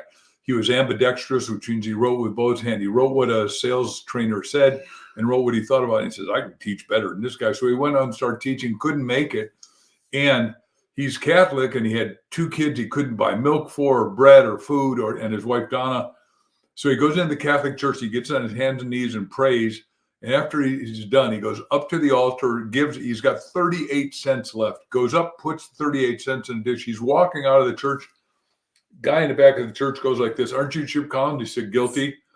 He said, you came into my office, sell a seminar to me, and I didn't have my checkbook with, and I didn't do it. I've got my checkbook here. Could you walk outside with me? He gave him a check for $400. Chip went home. He said, this is impossible. But when you give, you can't help but receive, and it's usually fairly instantaneous. And Reverend Ike taught me that probably better than anybody, and Napoleon Hill certainly taught it by teaching the golden rule. Well, and Reverend Ike got criticized, you know, in the community. How could you take money from poor people? Why do you take tithes from poor people? But those were the very people who were coming back saying, I got off social services, and I not only created 1 successful business, I created 2 successful businesses, and we're on track to do 6 figures this year. I mean, again and again, Mark was there for 7 years. And he saw these people's lives completely transformed by these laws of faith and giving and paying it forward. There's just so many miracles in this work when you study it. Prosperity frequency, right on. I love that. Multi-dimensional leader. It's Yeah, so cool. So I was thinking about in Ireland, wow, full of money paradigms over there that's changing as we speak. They're changing right now because of the Prosperity Summit. I know you're all waking up to the truth. But over in Ireland, you don't tip, right? There's no tips. Right. It's just a custom. You don't tip. And I remember when I would go back and I would tip people now going back, oh, no, I couldn't do that. No, thank you. And I'm like, you're blocking your blessing. It's my blessing to give to you. Don't block my blessing or block your own blessing, right? So this is what we have to teach. And Reverend Ike has done the best job, in my opinion, of teaching prosperity in this way. Before we open up to questions, I want to say one more thing. We were just talking right before we came back on. Both of us are feeling the same thing. I'm convinced that you're feeling this is so good, so valuable, so powerful, so alive and dynamic in 180 countries. People are going to start putting it out just like they put out The Secret. They all said, did you see The Secret? Did you see The Secret? And all of a sudden you get 1 billion people watch The Secret. Same thing here, because we got the best thinking, the best minds, the best questions, and the best, biggest, brightest future for everyone watching. There's no limit on what God can do in and as and through you. No limit. No what limit. Reverend Ike said, the most important thing is what you believe. It's what you believe about yourself, right? Yep. Okay, let's open it up for questions. We have time for a few more questions. And go ahead and put it in the chat. Let's see here. We have any questions coming in? Bethan? As the questions are coming in, I'll just say, last weekend we were down in Austin, Texas at a cowboy camp, a dude ranch. Met with one of the two founders of Keller Williams, Gary Keller, who started because of me, he said, and his partner, Joe Williams. And Joe Williams will be on with us a little bit tomorrow, and it'll wind your clock. I promise you, to hear what this guy says, and you can go look up his net worth and you'll be impressed that he's a gentle superstar, and he's doing a lot of new companies and stuff. And he's an octogenarian. And if you don't know that word, you get to look it up. It's just that much fun. Wow. Okay, I can't wait to see that tomorrow. He was one of the co-founders of Keller Williams, right? Yes. Right, with 100,000 people. That's the biggest real estate company in the world. It's incredible. Okay, we have a question here. As you mentioned Bucky, can you share a little bit of your experience with his work, please? Great question. Okay, ever so quickly, I was going to be a doctor of physiology, I thought, because I love the head of physiology, who is also, like Bucky, fired at Harvard for being 65. That's called ageism today. But our university had a brilliant president, and what I teach in all my work is grow rich in a niche, find a niche that nobody's itching and fill it and make a fortune. Well, Dr. Delight Morris brought all these guys that were 65 plus, fired at Harvard, Wharton, Yale, Stanford, and we had the best minds in the world come to Southern Illinois University in Carbondale at that time. And I just love this guy, Alfred Richardson. But one day I go into his office and Al says, hey, Mark, cancel all the rest of your day. You're going with me to hear the smartest guy on the planet. I said, Al, that's you. He said, no, son, this is Buckminster Fuller. He and I are both senior advisors to NASA. This is 1968, I'll say, and we're still going into space, or 66 or 7, one of those years. Anyhow, I sit and there's 5,000 people in the auditorium, and because we had mandatory convocation, which Dr. Morris thought was important to you, and now we're good friends. And amazing to me, amazing. Bucky comes out and he said, today we're going to talk about synergetic energetic geometry, cosmetology, not cosmetology, cosmogony, not cosmetology, cosmogony, I can't even do it anymore. Anyhow, he had 10 words. Epistemology. He had all these 10 words that I'd never heard any of them. He created the word synergy, behavioral whole systems, unpredictable parts and subassemblies, 1943, along with syntropy to balance entropy, because he said you can't have only going down, you got to have something going up.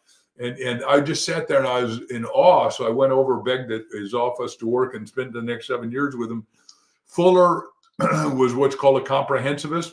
He taught us strategic thinking, and I'll just give whole systems theory as an example. I read over a weekend, I read Spielberg's book and Lucas's book, and it made 800 million at that time only with E.T., Call Home.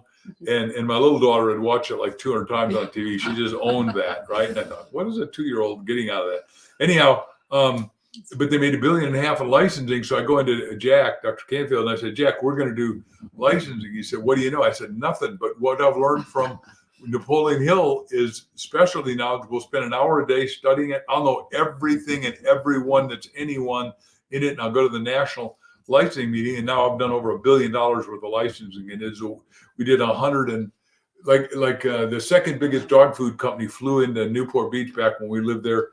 At the time, my little daughter was becoming a vet, and we had 88 animals in 1 acre, way too many, but we had 4 dogs. And I said, look, I've just done a Purina meeting with Jay Leno and 8,000 veterinarians. And I got to tell you, they had a food that went up to number 1 month and crashed and burned the next month. And the president comes into Purina and said, what happened? Said, the dogs don't like it. So I said, look, we're going to have the best packaging. We can have the best shelf space. We can have the front cash register, but we've got to have food that dogs like. We're going to test on my dogs, and it has to be organic, and it's got to be healthful.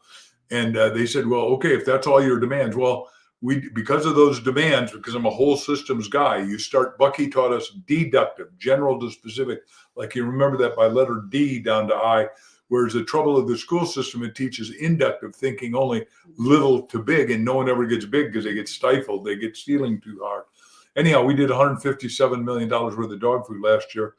Get 15% of it. This is like a good, clean, neat, wonderful business. Everybody in any industry could create licensing, but you got to study it. You got to take ownership of it. You got to go to specialty knowledge, like Hill says in his book. It's incredible. My God, so incredible. Okay, we'll take one last question because we are over time, but we were so happy to serve you today.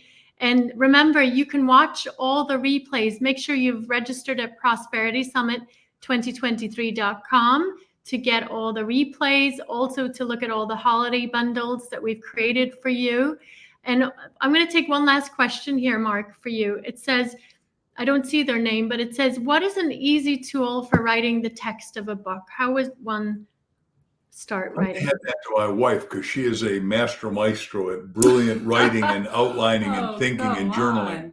I think an easy tool, I mean, you start with your own passion. And what we say is start by a brain dump, brainstorm everything you know. Sometimes if you start with too much structure, you're actually limiting yourself and you're trying to squeeze yourself into a structure. So the first thing you can do is brain dump. You know what you basically want to talk about. So just start flowing and then go back and read your flow and say, okay, how would I organize that to make sense to people, right?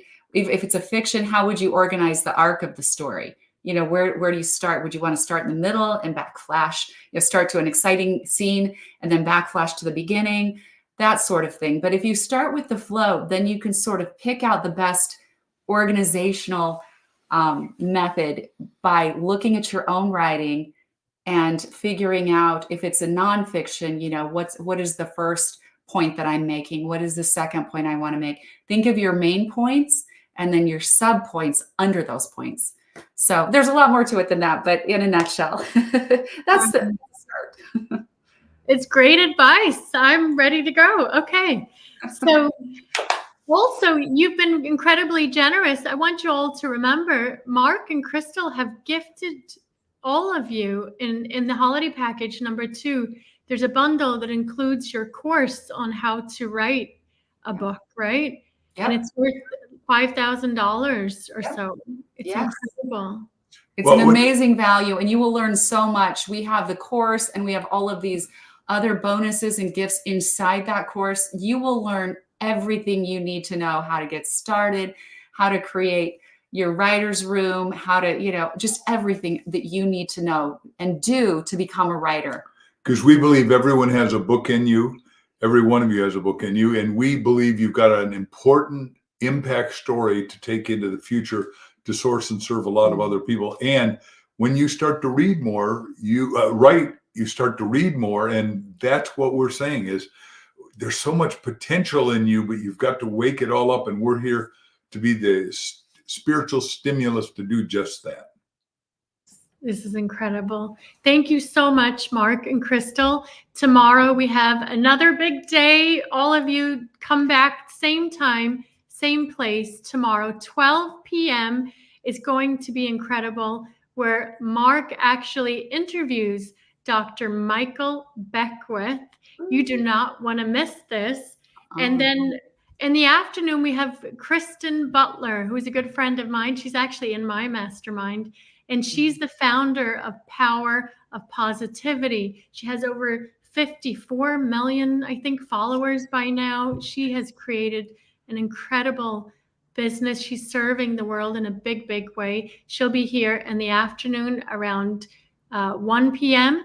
And then in the around 2 p.m., we have Mark's special segment. Mark, why don't you tell them what they have to look forward to tomorrow? Making your exponential impact. That's like a bigger and big impact. And we're going to talk about it personally, professionally, socially, spiritually, and emotionally. And you're going to be glad that you're online with us. Okay, we will be there. We'll see you all tomorrow. Your assignment is to go back to your purpose, your plan, and your action, because they're still coming in. Make sure you're still working on it, but also keep in mind what Dr. Vitale taught us today. Go back to those tips and those steps and apply them now into your purpose, plan, and action assignments. And then go visit us at the Prosperity Summit 2023.com. Invite at least 3 more people. Everybody needs to hear this, and I can't wait to see you all tomorrow. I love you and thank you. Thanks, everyone.